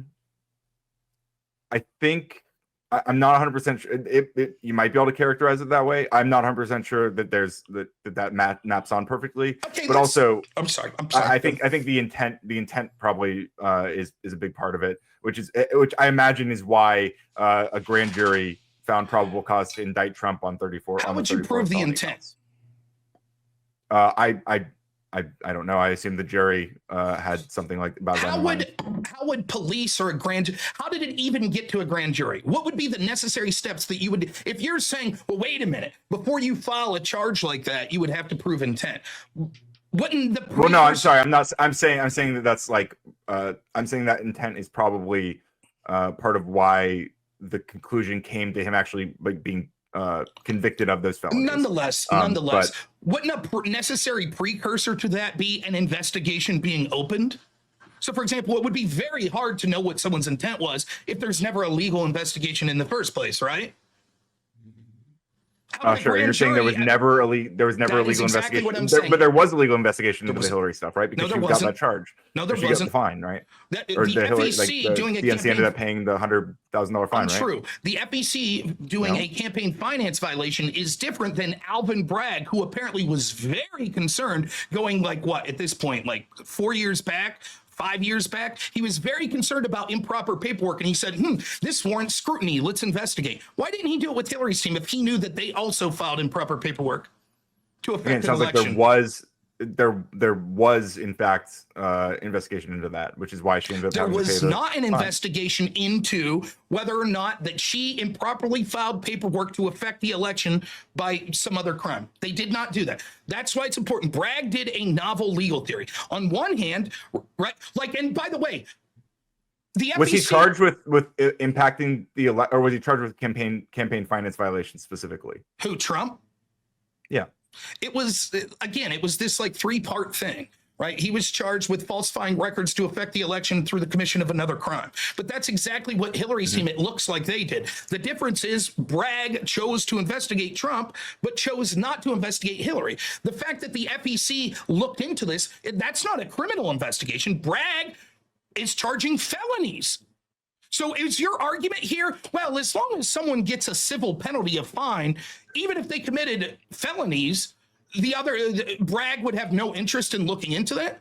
because I wouldn't have had a problem if Bragg said, hey, Trump, tisk, tisk, that was a campaign finance violation. You owe us $100,000. But that's not what happened. He charged him with like 37 felonies, right? Which then the Democrats used as Trump's committed 37 felonies for committing the same crime that we know Hillary's team did. And yet Bragg didn't investigate that. I'm not entirely sold on your characterization that Hillary did the exact same crime. The FEC disagrees. Okay. I don't think so. I don't think they agree that the same exact thing happened. But I know that there was a fine that was paid. So there was like some sort of, at least I guess maybe a civil investigation or whatever you call it. Do you think, given the facts that we see with Hillary's team, should there have been an investigation by Bragg, who's doing criminal investigations, not civil fines like the FEC? Should he have investigated Hillary to see what her intent was? Perhaps. I don't know why they didn't. So I think we know why. I'm kind of we agnostic know why on it. Democrat Alvin Bragg did not investigate Hillary Clinton. Well, you're speculating this because he just loves Hillary and hates Trump, right? No, I'm speculating it has nothing to do with loving Hillary, just like all of you people. Just because he hates Trump primarily. That's right. All of you people's central political ideology is Orange Man bad. And you don't give a shit if random Democrats go down with the Orange Man. You just care to go after Orange Man. This was clearly a political stunt in an entire campaign season filled with lawfare political stunts to go after Donald Trump and tie him up with lawfare. Fortunately, it backfired on all of you. Now we have our great President Trump. Hopefully he'll run for a third term. That would be fantastic. Trump 2028. Well, he very likely will. So I guess, we'll see. I mean, he's definitely he's demonstrated that he doesn't like leaving office when he's supposed to. So, well, do you want to keep on the lawfare? You want to go to part 3 on the lawfare? Letitia James? Yeah, sure. So Letitia James ran on a platform of accountability, especially for wealthy fraudsters like Trump, but her civil fraud case didn't rely on rhetoric. It relied on documents, testimony, and a judicial ruling. Okay. Yes or no? My claim was she ran while she was campaigning on getting Trump. Let me look at the specific. Sure. Okay. So where's the misinformation in my statement? So to be clear, once again, I'm not accusing every single thing here of being misinformation. My main contention. I mean, I don't think I ever said every single thing in Rob's everything in Rob's document is a lie. I don't think I ever made that claim. I don't think I ever would make that claim. I think what the more nuanced claim I did make early on in the intro was that when you're going very fast and stacking claims that sound stronger together than they are alone, I think it's important to untangle that and separate the signal from the noise. Those are my exact words. But wasn't I would agree when it's fair, pause when it's murky, and at the very least, make sure we know what we're arguing about. Okay, but wasn't it true that the entire reason for this, the reason I sent you the document in the first place was the great Sarah Tomato hosted a panel. You came on afterwards in the open panel, and you gave this soliloquy about Rob spreads misinformation, which resulted in me sending you this document. Of course, you're not going to say every statement I said was misinformation, but the audience and me were hoping you'd find one example. So you might say, so again, I think I still think misinformation. Yeah. Well, I think the suspected Russian spy collusion, that Hillary colluded with a suspected Russian spy, I think that's misinformation. I don't think that was demonstrated at all. I think, in fact, that was quite a stretch. I don't think he did so well on that. Collusion there. I'm just making the point. I'm just making the point. Each of these that you go through, I'm like, where's that misinformation? And if you're like, well, I'm not really saying it is, great. I'm waiting for you to prove that you believe that you won the first point. I think I and almost everyone with half a brain or more would agree that you didn't win that first point. I believe you feel that way, sure. Okay. The second one that I would point to as what I would identify as misinformation is saying Democrats weaponized absurd lawfare to go after Trump. I don't think that has been demonstrated either. So that's 2. I think I proved my point. You want to move on to the third one? The third that I would identify as misinformation, or the third section? Whatever section you want to go to. I'm just saying, do you want to move on from this section? There's 18 other points, but it's up to you again. Yeah, sure. Okay. Let's move to obstruction and mishandling of classified documents. Okay. So I said the third example of sort of Democrat hypocrisy was Democrats that claim to care about obstruction of justice. Okay, go ahead. Wait, where does that say that? Well, The entire document. Oh, I'm sorry. was- No, it does. Yeah, I see. No, I see. Yeah, obstruction. Yeah, my bad. So I said Hillary's team destroyed subpoenaed evidence. Agree or disagree? Yes. Okay, they did. I'll agree. Yeah. Okay, Biden's ghostwriter destroyed tapes once he found out there would be an investigation into Biden. Agree or disagree? Let's see.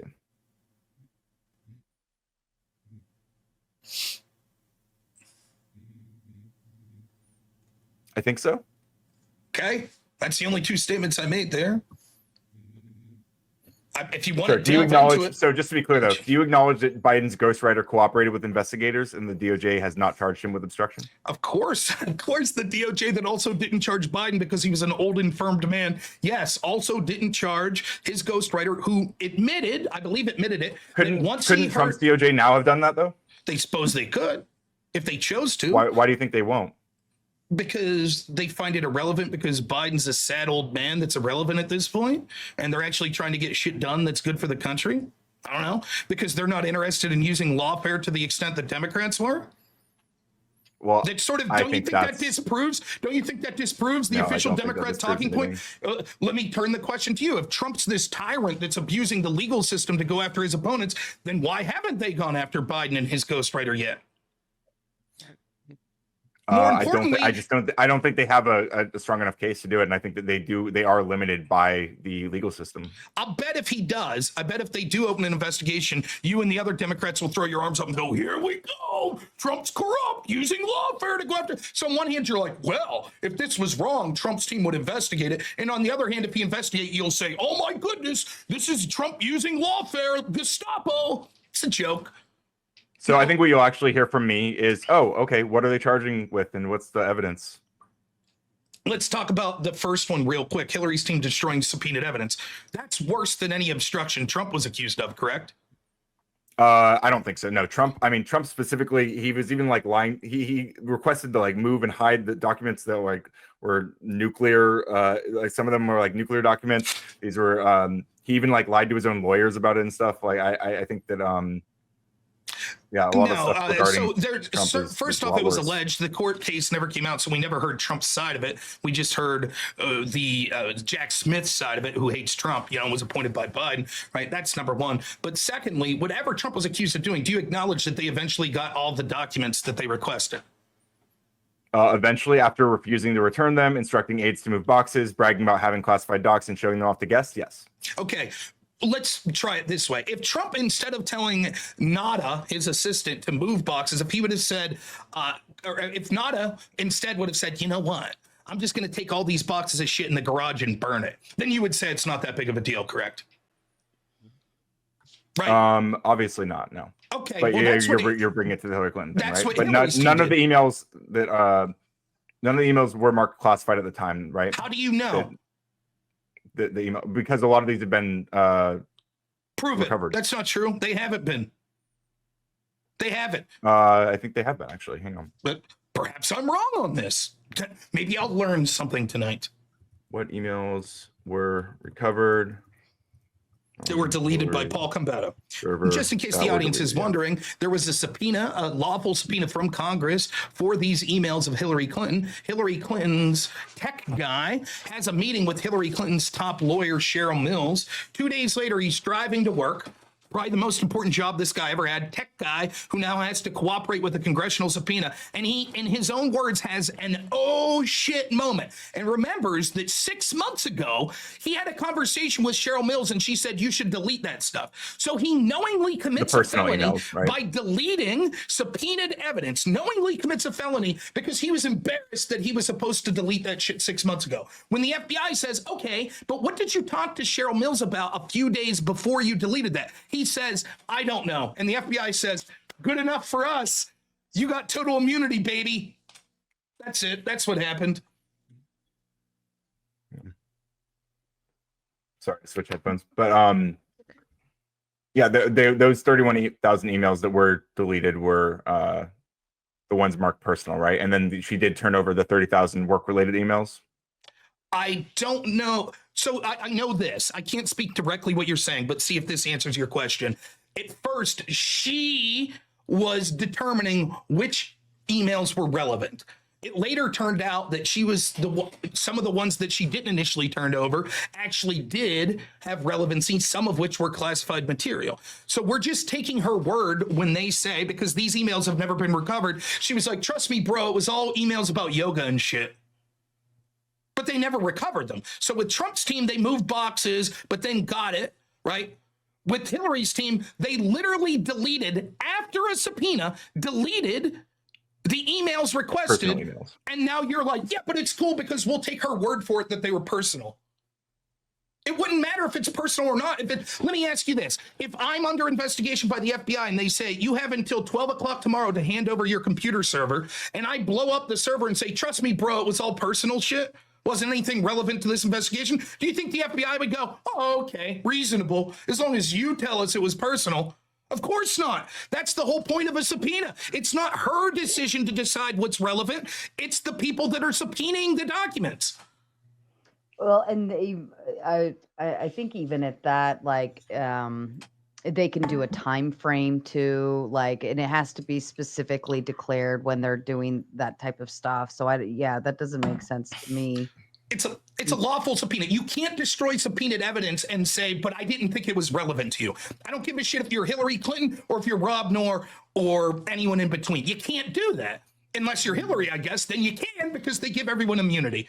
While at the same time, all I'm saying is that is more of a clear case of obstruction of justice than anything Trump was accused of. So again, if you Trump go back, actively, specifically refusing to return the documents. There's a lot we could get into the exact explanation of what was going on. Trump was cooperating. Trump's side is, I was cooperating. They were unreasonable. There were FBI agents that spoke up and said they thought it was absurd that there was a raid on Mar-a-Lago, that they thought that that was months after the matter. Documents were requested to return, right? Right.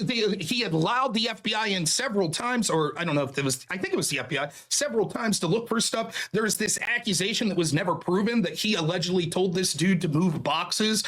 Again, all of this is flimsy and unproven. With Hillary's claim, we have a clear cut subpoenaed evidence. They destroyed it, right? And my claim is, if you're a Democrat and you're like, oh my God, I'm so concerned about Trump hypothetically obstructing justice, this is an outrage, but you didn't share that same feeling when it came to Hillary's team, literally obstructing justice in the most blatant way possible, getting a subpoena and then deleting the subpoenaed material, then you're full of shit and you're bad faith, and I don't give a fuck what you think about Trump obstructing justice, because you clearly don't care about obstruction of justice. You only care about Orange Man bad. That's my entire argument of why I was putting this together. Yeah, I understand what you're saying. I'm not convinced, though, that this is... Yeah, I'm not convinced those are the same. But I understand why you feel that way. But yeah, in terms of the recovery efforts, definitely they recovered several thousand deleted emails, most of them through forensic tools, email backups, and devices used by Clinton aides.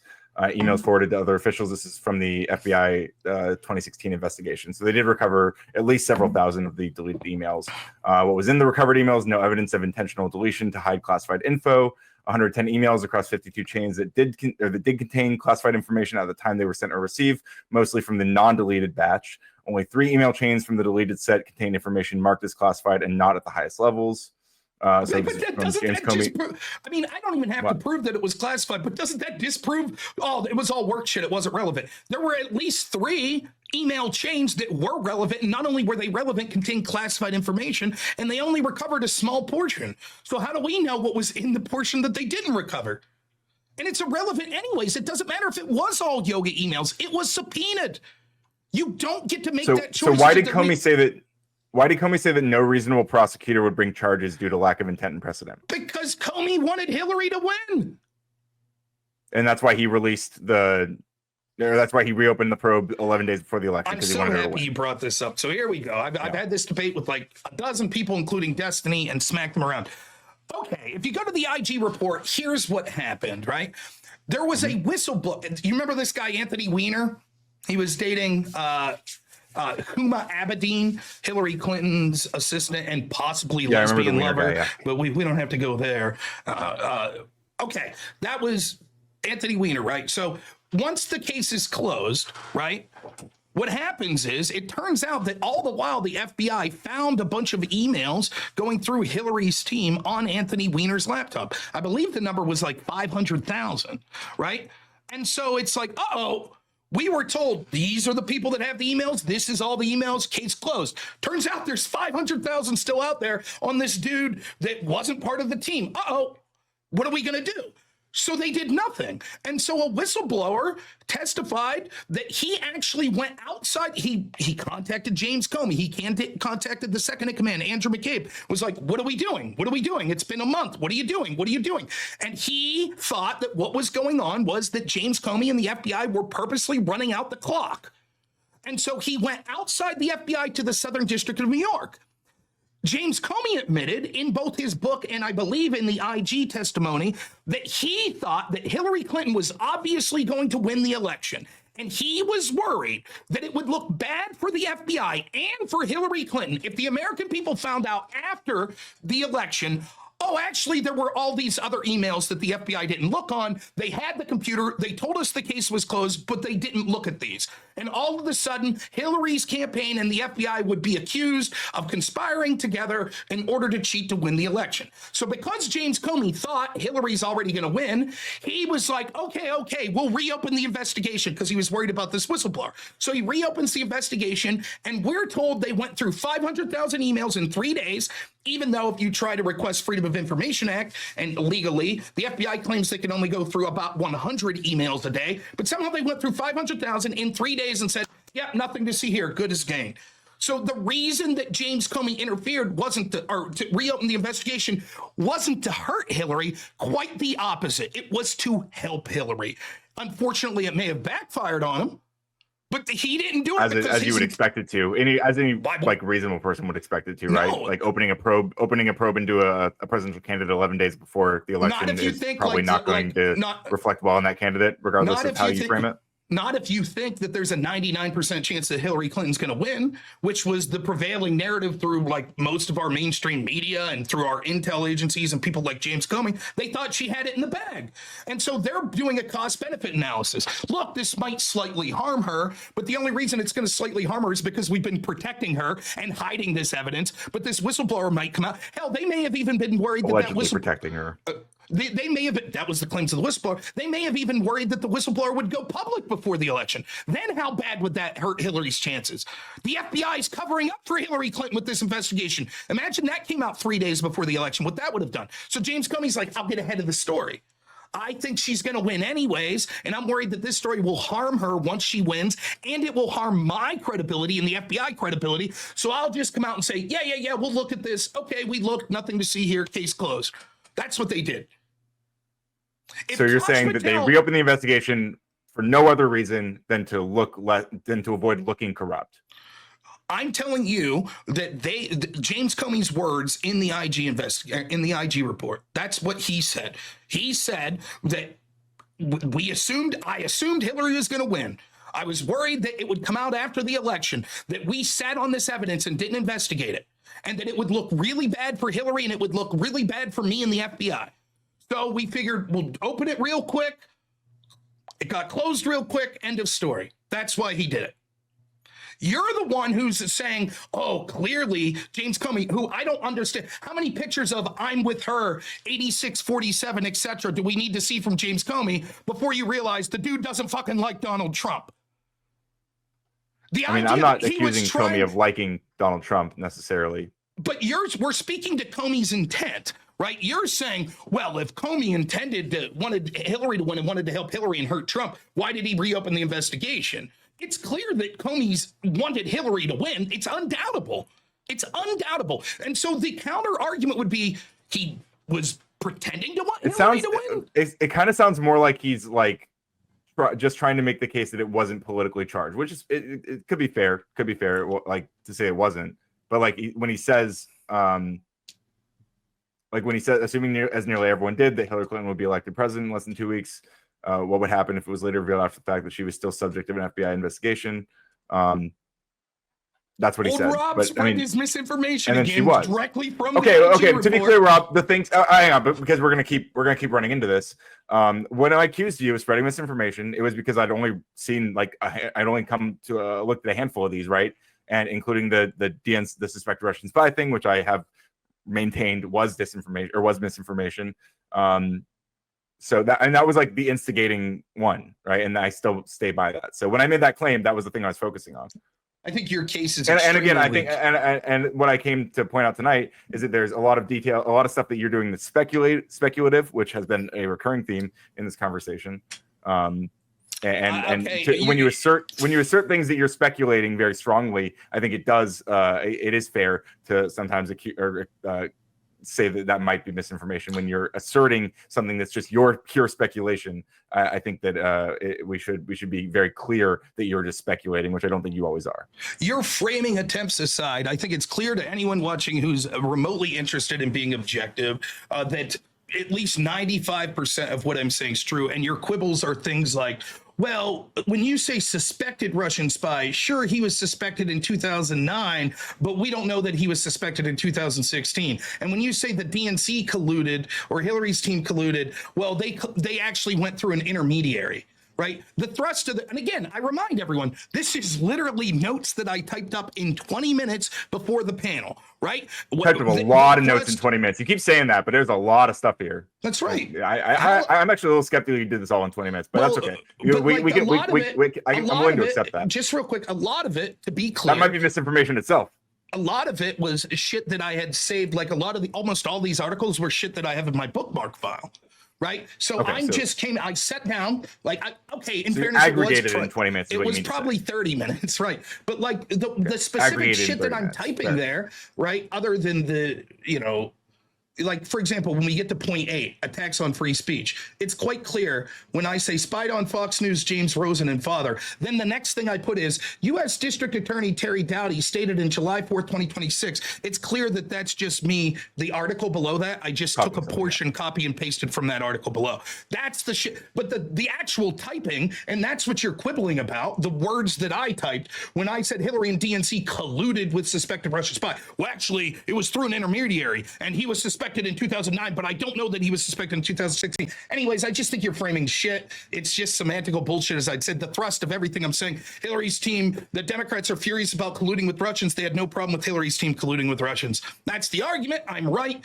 So far, I've been right about everything, in my opinion, but we can keep going. I'm more than happy to do it. Okay. You're just asserting that Hillary's team colluded with the suspected Russian spy. I think that's, again, not a very strong claim. I don't think calling it collusion is very strong. I don't think calling him a suspected Russian spy at the time is very strong. And that's the main thing that I initially came at this. And then what I decided to do as we walk through these was to try to add nuance and figure out more specific details, because you are asserting equivalencies among each of these things, which is why you're using them to dismiss things that Donald Trump did. So I think it's important to walk through all the details, and that's what I've been trying to do.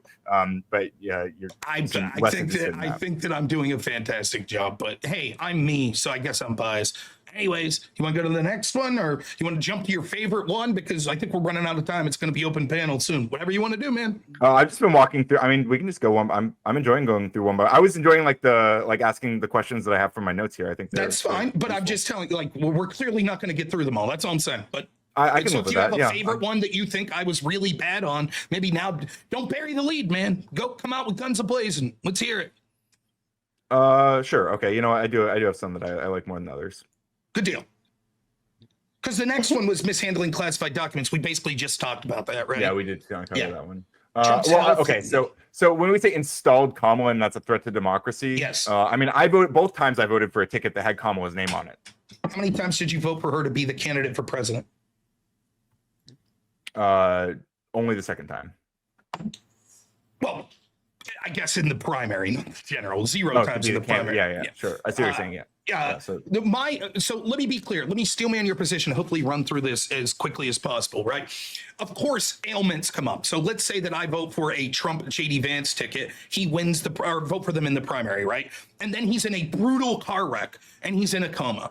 Of course, we would expect that they're probably going to swap out that. Right, you would agree with that. I think we could both agree. Yeah, or if for any reason he becomes incapacitated or doesn't. Yeah. But that's not what happened with Joe Biden. They knew that he was cognitively declined, and they lied to the American people. So he de facto, as the incumbent, won the primary. And then only after the primary process was done did they say, oops, we got to pressure this guy out because now the whole world knows that he's a human vegetable. And so now you get Kamala Harris. Yeah, I don't buy even into the Biden was a human vegetable narrative myself. I mean, I watched that debate twice, and I walked through it like talking, like I watched it with friends and talked through it both times. And I felt like Biden, you know, regardless of his performance, I mean, I think he was engaging with the questions over and over more directly, more accurately than Trump ever did. So I don't buy the vegetable narrative at all.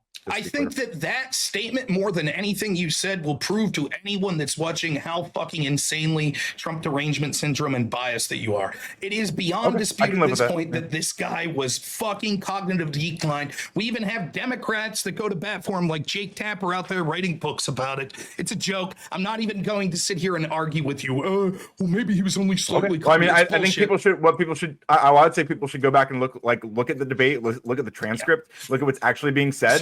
Instead of just going with with what you remember from it, which I understand because the first time I watched it, I felt the same. Second time, I felt a little bit different because I was watching more closely and listening more directly to what he was saying rather than cringing at just how depressing it was to watch the President of the United States look that way in real time, which again, he was also sick at the moment. I think you recall that being the case. Why did they deny that? Would you acknowledge that there were significant people in the Democratic Party that wanted Biden to drop out after that? Oh, no, of course. Yeah. Why? If there wasn't anything wrong with them. Hey, look, it was the optics were absolute garbage. I mean, it was terrible. But why? Was the American people duped? You saw that the optics weren't that bad. I don't think so. I think that the optics were that bad. Okay, but it was just optics, and actually, if the Americans would have sat down and watched it a second time, they'd realize, oh, this guy's not cognitively declined. I think that generally, potentially, yeah. If people spent more time with it, I think they might feel a little bit differently. But it was like hyper narrativized right out the gate. And you know, again, it looked really bad. Like I'm not saying it didn't. Okay, I think it was probably the right move to say, hey, Biden, like. Maybe last thing I'll say in this, because it's fucking ridiculous. Like it's so, Ryan, I like you, don't get me wrong, but it's so fucking difficult to argue with people that refuse to see literal, undeniable reality. I mean, you're calling him a vegetable, right? Like, do you think it's a little hyperbolic? It's a little bit hyperbolic, of course, but he had significant cognitive decline. Do you agree with the claims that we see coming out now that as far back as 2020, the people on his staff, other people that were associating with him saw significant problems with his cognitive abilities? Or was that also made up and just optics? I'm sure that some people had those perceptions. Yeah. Okay. I'm done talking about that. I'm not going to sit here and fucking piss with you about, well, actually, Biden wasn't cognitively declined. He clearly was. Everyone knows it. You're the only one still fucking in the trenches on that debate, but whatever. I'm not going to convince you. Well, I mean, you said we don't even know who is running the government, right? True. That's in your document. We don't even know who is running the government. Correct. I mean, well, Biden, obviously the president, except for Trump might be a little bit different, but most of the time the president doesn't alone run the government. But I definitely think Biden was competent enough to do his job while he was in office. I don't think you have any evidence otherwise except for speculation. That's not true. So there are reports from books that are coming out, etc., that Biden was basically doing nothing. In fact, one said that Hunter Biden was basically the effective chief of staff the last few months. We are now having an investigation into the auto pen scandal, that it seems that Joe Biden wasn't the one that's signing that stuff. So that would definitively prove that you're wrong. Auto pen. Wait, the auto pen doesn't mean that Biden wasn't like there being part of the signing process, right? It just means that like the signing itself was just a stamp or whatever, right? It means that someone else used the auto pen. Right. But well, not necessarily. But couldn't Biden use the auto pen? Could Biden not use the auto pen? If Biden used the auto pen, then there's no there when it comes to that specific accusation. The accusation is that there's an investigation that he didn't, and only the president has pardoning power. So if someone else used it, then those pardons possibly would not be effective. So we are speculating, though, to be clear. We're speculating. It's an accusation, yes. But what I'm saying is that there is that, like, the Democrats, the point on that is Democrats that are screaming about unelected officials having access to information. And I'm saying Biden was a vegetable, okay, hyperbolic language, but he had significant cognitive decline. We have no idea who is actually running the Biden administration. Again, I'm not going to fight with you. Reporting has come out even from Democrat journalists that show that that's the case. And so I'll ask you, who do you think was actually making all of these decisions? You think it was Joe Biden? Yeah, I do think Joe Biden was doing his job. Yeah. Okay. Well, I disagree. Okay. I always kind of speculative. I want to add one other thing on this note though. Yeah. Because I mean, I think it's kind of funny that we're feel so strongly about this with mostly speculation. But I mean, Trump explicitly gaffed, or at least gaffed, best case scenario gaffed, when he said he doesn't remember signing the Alien Enemies Act into effect, which is a wartime act that he did in the middle of the night, allegedly did in the middle of the night, and then blamed Marco Rubio for, and then Caroline Leavitt reframed this as saying that he was referring to the original signing, which, perhaps Marco Rubio is a vampire, but I don't think that's what Trump was referring to. I don't think anybody thought that's what Trump was referring to. It is indisputable to anyone who's being reasonably objective that the cognitive issues from Joe Biden compared to Donald Trump aren't even close.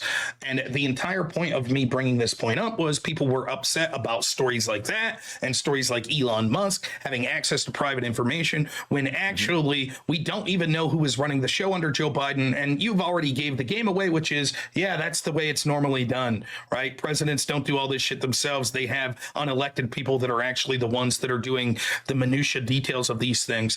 That was my point. I'm correct. You admit? Well, I don't think you're correct to say that he was a even hyperbolically, withdrawing the hyperbole. I don't think that's a fair characterization of Biden at the time, and I don't think that there was any evidence that there was some secret reorganization of everything under the hood.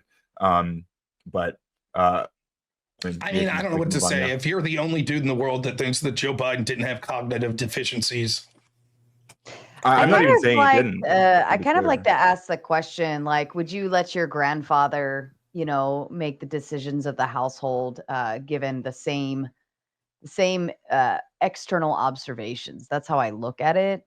As I demonstrated in the last conversation when I was on here, I am firmly against the geriatrocracy. I can't say that fucking word. I get geriatrocracy. Geriatrocracy, is that the right word? We get what you're saying. I think the people in government are too fucking old. Okay, that's what I'm saying. Gotcha. They're too old. All right, and so is Trump. Trump is not that much younger than Biden, and I think that he also has a lot of the signs, classic signs of cognitive decline that we point to in Biden, like using the wrong names. Like he describes Biden as Obama and Hillary a bunch of times. He does shit like that, and he just also does very, very weird meandering. The things he says are just wanders into in his speeches are quite bizarre. It's not even close. And again, I think it is actually. I think it is under a microscope. It is actually quite close. In fact, I think I would go as far to say that substantially, Trump's is worse. I mean, there's no, it almost is so sad to hear you say something like that, because it is such an out of reality statement, right? That I can't trust anything that you say. That's how ridiculous that statement is.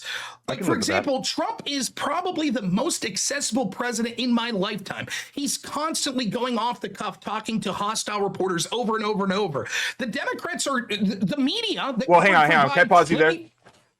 Sure.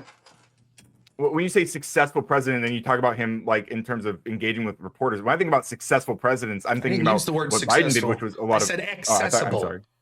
Oh, accessible. I apologize. Yeah, I thought you said successful. Yeah, so now the media is saying they're out there. Like I saw Chuck Todd the other day say, don't blame us. We never had access to Joe Biden. We were duped by his team about how even the Democrat media is out there saying, oh, don't blame us, man. It was because we never had access to him, because they were covering up how infirmed he was. And you're the only person I know. I assume, look, I like you, Ryan, and if you're getting the bag and Biden's team's paying you, good for you, man. Fucking take it. I wish they were. Hey, if you're watching, Soros, But other than that, you might be the only fucking person that's not related to them or not on their staff that's still trying to make this argument.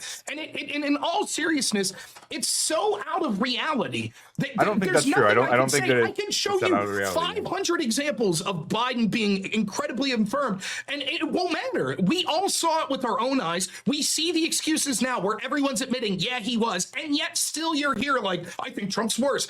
It's not worth it. It's honestly just disappointing. It's the little kid on the schoolyard, like I was saying. I'm very disappointed in you, and it's such a bad. I mean, it's great you feel that way, but I don't think that it's actually been that demonstrated that Biden was as cognitively declined as people like to make it out to be. Again, like I think substantially, if you watch that debate, go back. I encourage people to go back and watch it, listen to what's actually being said, and it's very clear that only one person in that room knows what the fuck is going on in the country. My statement that originally from the panel a month ago was all criticism of Trump by Democrats and media should be laughed at and ignored. So in the spirit of that, I'll say, you fucking idiot. Fuck you. I'm done talking on this topic. Move on to the next one. Joe Biden was more infirm than Trump. We've got about 5 more minutes to go. I can extend it to like another 10 or 15 if you want to kind of finish that last drill down. Whatever you want to do, Ryan. Let's talk about the very fine people hoax, quote unquote. Okay. What number we'll throw is that? another 10 minutes on to the clock. Down, let's see. It's did you even? I don't know if it's actually in here. I might have brought it up because we can it was still separate. talk about it. No problem. White supremacist support. I assume it's under here. If it is. Well, I mean, so it came up because we were talking because of the white supremacist support. Okay, sure. Point. But it's not something I said. But nonetheless, we'll talk about it. I do believe. Yeah, that fair. Well, just to first engage with the one you did say, you acknowledged that Biden, Harris, they disavowed the Harris team disavowed Richard Spencer's endorsement, right? So like Biden campaign explicitly said that his views were 10,000% unwelcome. Is the quote. Okay, so just to be clear, you're skipping the point, right? My claim was Democrats claim to care about like white supremacist support, but the most prominent white nationalists in the country in both 2020 and 2024 supported Biden and then the Harris campaign. Yes, they did disavow it, but so did Trump. I could show you a YouTube clip of 47 times he disavowed white supremacy. And yet this is what happens. Like, let me show you the exercise, how this works. Hey, Ryan, do you disavow white supremacy? Not only do I disavow it, I consider myself an active anti-racist. Okay, why did you say first? I say pretty much all the time. I have Well, it sounds like you're mealy mouth there. Do you disavow white supremacy? Of course. Okay, that's cool. Do you disavow white supremacy though? I think so.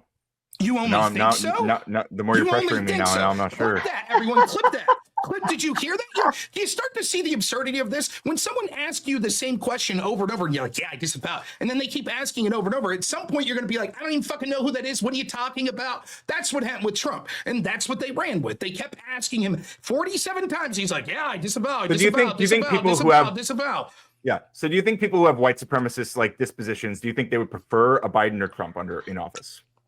Richard Spencer clearly prefers Biden and Harris. But other whites. I mean, Richard Spencer is definitely a weird character for a lot of reasons. But do you think in general, people who have white supremacist dispositions, so people who believe in race realism, for example, these are people who would prefer Trump or Biden in office? I think that what you would see is they would probably prefer neither. Many of those people aren't big fans of the Jewish folks, right? And they really fucking hate Trump for that. And it has always been my contention. That specific subset. Yeah. It has always been my contention that the Democrat Party that hyper focuses on racial grievance policies would be more of a home for people that are white supremacists because they agree with the entire framework of the racial grievance policies. They just say it's not black people and Jewish people, it's white people. So they would feel more at home in the Democratic I would say Party. I would say that it's pretty clear that Trump's Trump ran very much and still actively engages with the like CRT bans and stuff like this, which critical race theory. Again, we had a long conversation about this years ago that I wish I could. I think I tried to repost it, but I think got flagged by Andrew or something or someone from his channel because it wasn't me. But just, anyway, besides, I know. I don't think it was you. Besides the point. we had a long conversation about how critical race theory is primarily asserting at its core that race is not a biological concept, but rather a legal mechanism for oppressing people of color.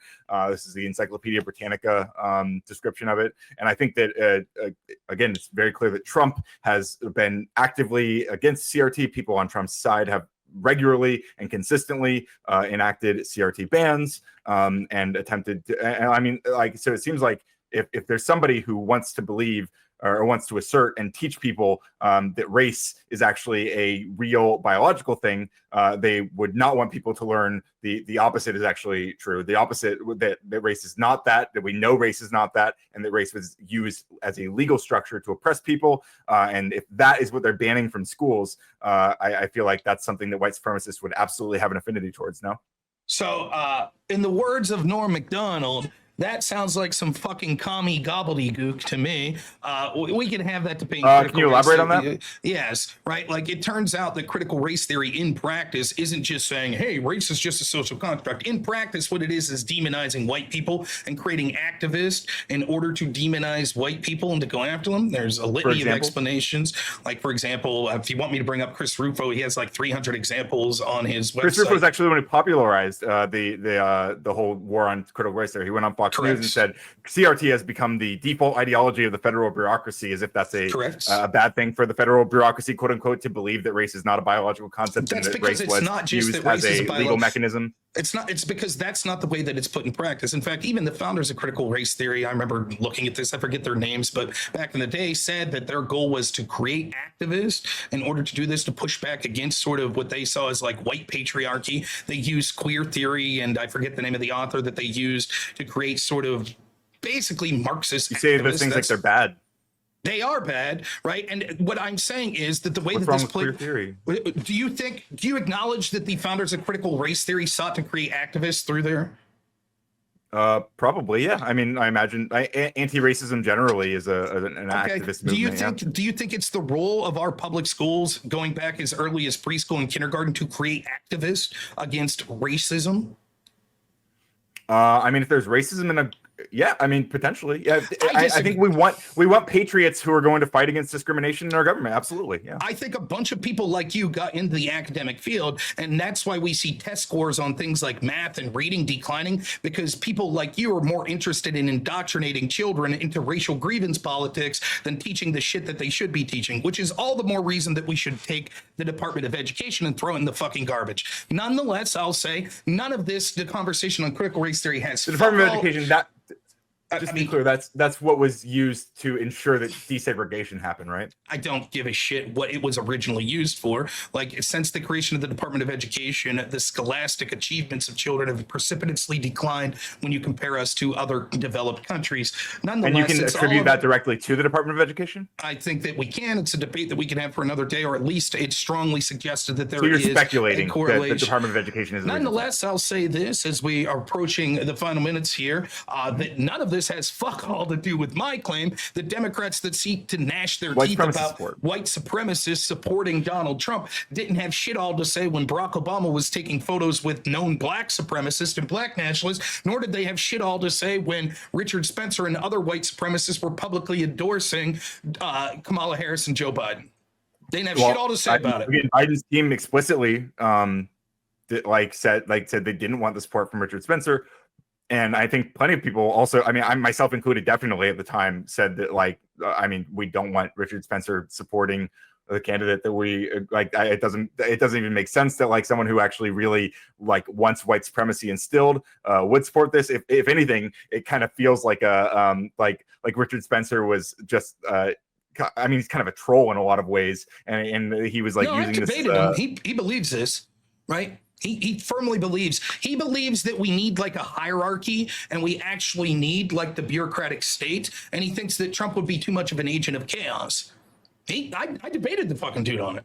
Yep. Go Okay, figure, so he radical so he voter. thinks that Trump would be too much of an agent of chaos for him to implement his racial hierarchy. No, but, he doesn't believe Trump's trying to implement a racial hierarchy. To my knowledge, it didn't come up. No, I know. I'm sorry for Richard to implement his racial hierarchy. No. I don't think Trump. I don't think Trump like thinks that deeply about like racial hierarchy. Okay. Nonetheless, I'll just sum this up by saying this. It is clear that Donald Trump condemned white supremacy. What happened was the media made a big story, as did the Democrats. Oh my God, David Duke, David Duke, David Duke, David Duke, David Duke. And they went hair on fire. This is fucking crazy. And it didn't matter how many times Trump condemned David Duke or condemned white supremacy. None of that mattered, right? All that mattered was keep asking the question over and over. I thought Just you like the Charlottesville shit. about David Duke. He said he didn't know who he was at one point. So when he was referring to the very fine people on both sides, what was he referring to? Who? Where?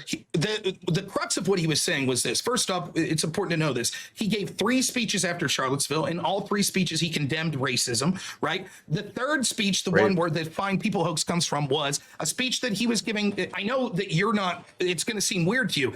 Donald Trump does this thing where he actually goes out and talks to members of the press, not like the vegetable you voted for that just hides in his fucking basement. So it's weird. I get it. So he goes out to talk to the press about his economic plan. Well, I mean, when you're actually doing less work, I imagine that's so easier. he goes out to talk to the press on this economic thing that he's initiated, and they're screaming about Charlottesville again and again and again. The point that Trump was trying to make, and he ends up being vindicated. Deal, yeah. The point that he was trying to make, and he ends up being vindicated. What I think he was really trying to say was, it's not that there were good people on both sides, which I'll defend, and I think there were good people on both sides, but it's more that there were bad people on both sides. Because what was happening was groups like Black Lives Matter and Antifa that showed up with weapons to engage in fight and combat with these people. Everyone was lionizing them as they were good people, but they weren't. These are the same types of people that were beating the shit out of conservative groups like Patriot Prayer and conservatives that were going on college campuses to hear conservative speakers. And Trump was fed up with the fact that anytime a bad person does something that you could say, oh, they vote Republican, that the Democrats and the media are like, oh my God, you must answer for this. But when bad people do things that vote Democrat, it's like, no, those are really good people. Or it's not the Democrats' fault. So what Trump said was there were good people and bad people on both sides. Now, it's my belief that Trump didn't really know exclusively who was on both sides. He was just making a general claim about the tearing down of statues. You aren't necessarily a racist if you're against tearing down statues. There are good people tearing on down Confederate statues that were put up specifically in the early 1920s and 30s to tell Black people in the area that, hey, you're not really welcome here. Yes. You think anyone who was against the tearing down of statues across this nation was racist? I think it's more likely than not that they have at least racist like things they need to probably re-examine. I would say, yeah. If you're more in support of keeping a Confederate statue than at least like moving it to a museum or something, keeping it in a town square, I think that you definitely have some unexamined racism, if at best. There's this guy that just won the Democratic primary for mayor in New York. You know, Zohran Mamdani, is that his name? You know what I'm talking about? Mamdani, yeah. You're a big aware. fan, aren't you? I could guess. From what I know about him, he seems like a pretty cool guy, I guess. Okay. You know, like he immigrated here or was naturalized, whatever. And one of the things he talks about is like he had a tweet about how shameful it is we still celebrate Christopher Columbus, right? You agree with that? Sure. Should we it's kind of Should we weird tear down statues of Columbus? Should we tear them down? I don't want to tear them down. I think moving to a museum, perhaps. Okay, but let's say Democrats vote to tear them down, and I say no, don't do that. Am I racist?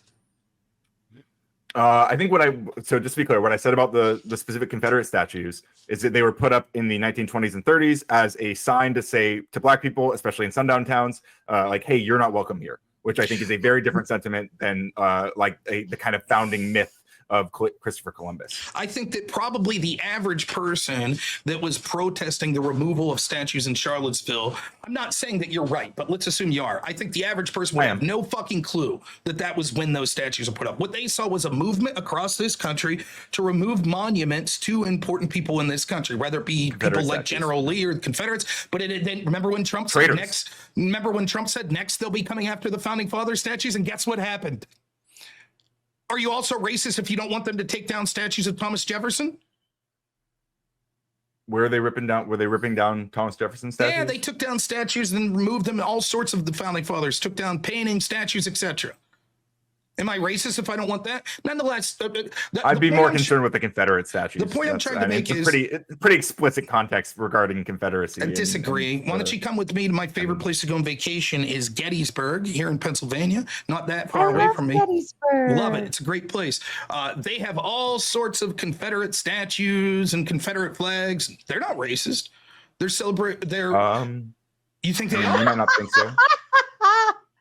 So wait, I just want to be clear. My wife just sent me this yesterday. You might find this interesting, Sarah. Ryan's a fucking joke, so he won't find. But it was about to become a tour guide in Gettysburg. It's fucking brutal. Like you have to take all these tests. This woman was on TikTok talking about it. She was actually a professor that focused on the Civil War. She failed the test twice to become a tour guide to the Civil War. You think that lady's racist?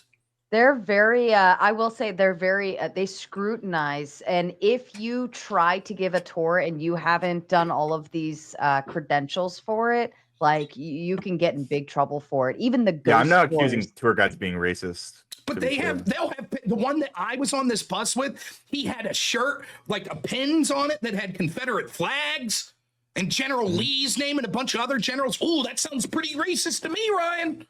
It's a little sussy, yeah. General Lee, like scanning General Lee really hard is a little sussy, yeah. I thought after the Biden not cognitively declined, you made an ass of yourself in the maximum area, but here we go. Nonetheless, this is sort of getting off in the weeds. The point is, if there's anything to criticize Trump about, it's that he was frustrated by repeatedly being asked to condemn white supremacy, which he'd already done in 2 previous speeches. And so poor guy, yeah, it must have been really hard to do that.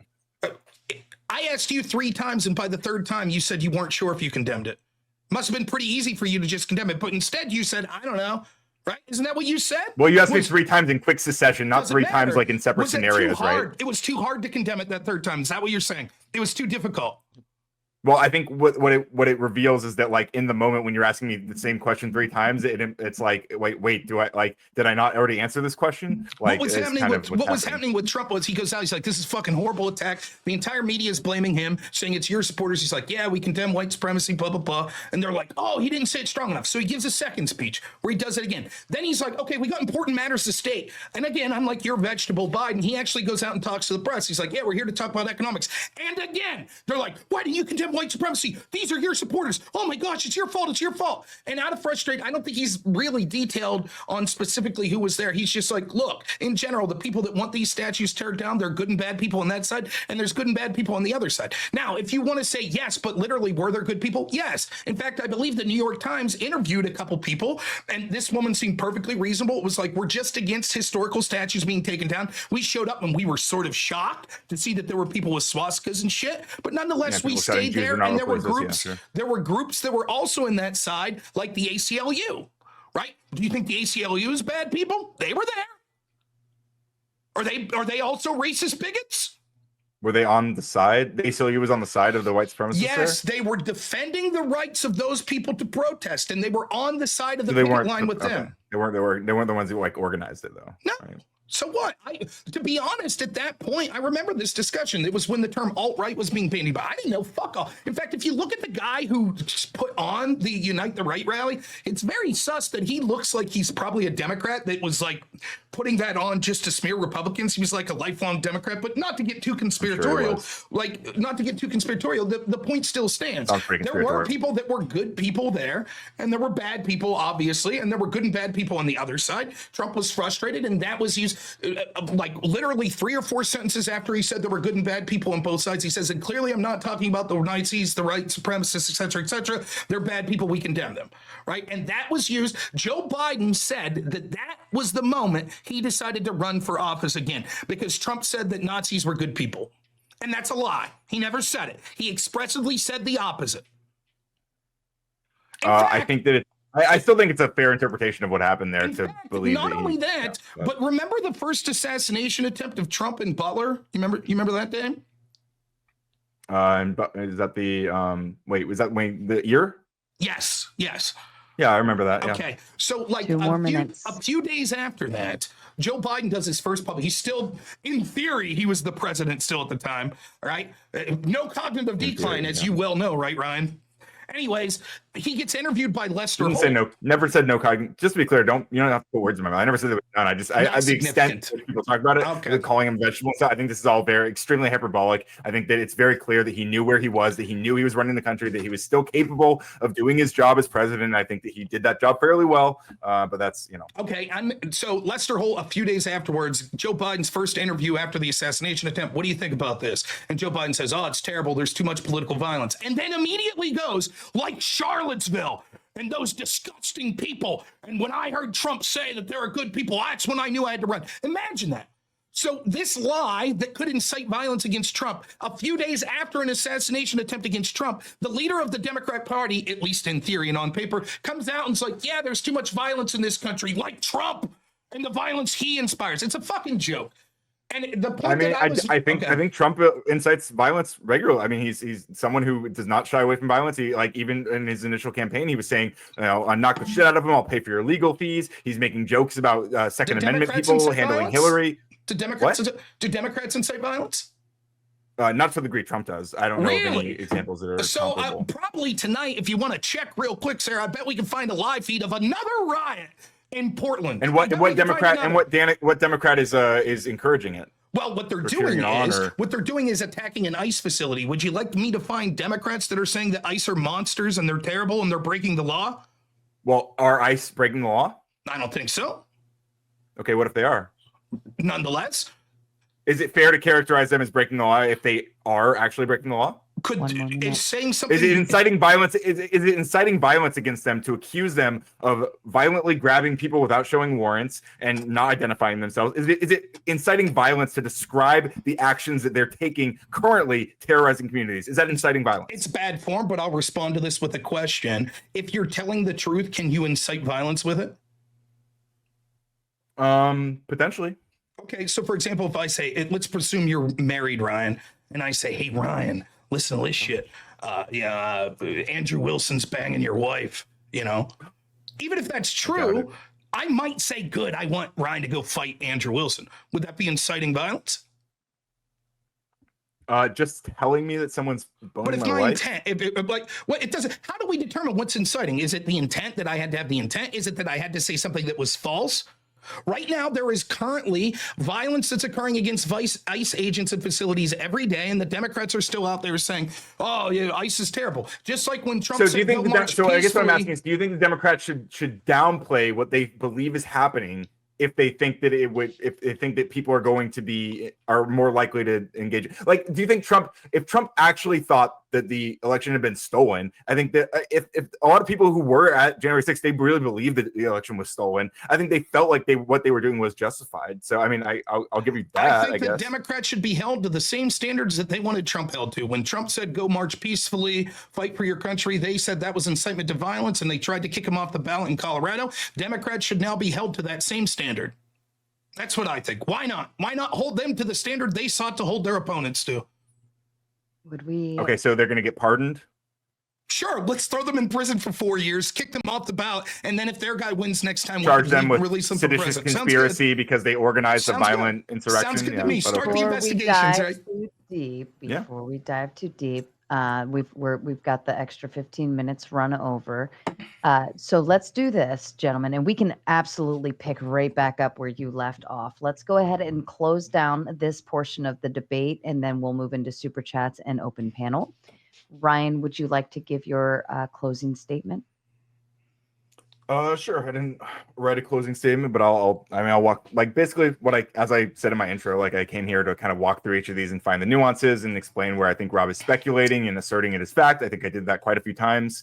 And I think that I explained far more nuances than you would get if you just watch Rob preach about these things on their own. And that was my goal. So I think I achieved that. I appreciate everyone being here. I appreciate Rob included. Thank you. And Rob, to you. I will start off saying I do appreciate Ryan and Sarah coming, despite his intellectual deficiencies and bad faith bullshit, I still find him personally likable for some reason and enjoy these conversations. Sarah's always the preeminent moderator in these things, so always happy to be here. Look, the entire intent of me sending this stems back to May 29th, 2025, when he came on and gave a soliloquy about me spreading misinformation. I think it is evident that that's not the case. He was unable to substantiate that. He did exactly what I said he would do, tried to argue semantics. At one point, he literally was like, okay, there was lawfare, but I don't think it was absurd, and you used the word absurd. That's the level of fucking insanity that we're dealing with here. The only thing I'll say here is I think that you could see over and over and over again the incredible amounts of bias and hoops that he will jump through. It's always, I need more proof. Oh, just because they said they wanted an insurance policy against Trump, and just because they took these actions, still circumstantial, still you're making speculation. And yet, as soon as it comes to Trump, as soon as it comes to Trump supporters, hell, even if you didn't want statues to be taken down, Ryan is totally gung-ho to be like, racist, you're a racist. It is evident, right? The double standard that he's engaging in here. I at least tried to look through these things and hold people to account to the same standard. In fact, my audience here, if you went and watched my channel in the past week, my audience was pissed at me because I was criticizing Trump for like the bombing in Iran. I criticize Trump all the time. It is incredible how many people, and I think Ryan epitomizes it, at least in tonight, these Democrats that fucking have these absurd double standards to the point of just, it's insane. Like, it's just absolutely insane. Like, well, if you are against a statue being turned down, you're racist. But if you say, I need an insurance policy against Donald Trump, and then have illegal warrants to spy on his team, well, we don't really know. We shouldn't speculate about what those motivations are. I think that I did a tremendous job, but I'm me, so clearly I'm going to think that. I hope that the audience enjoyed it. Let's get to the open panel. I'm looking forward to that as well. So thanks.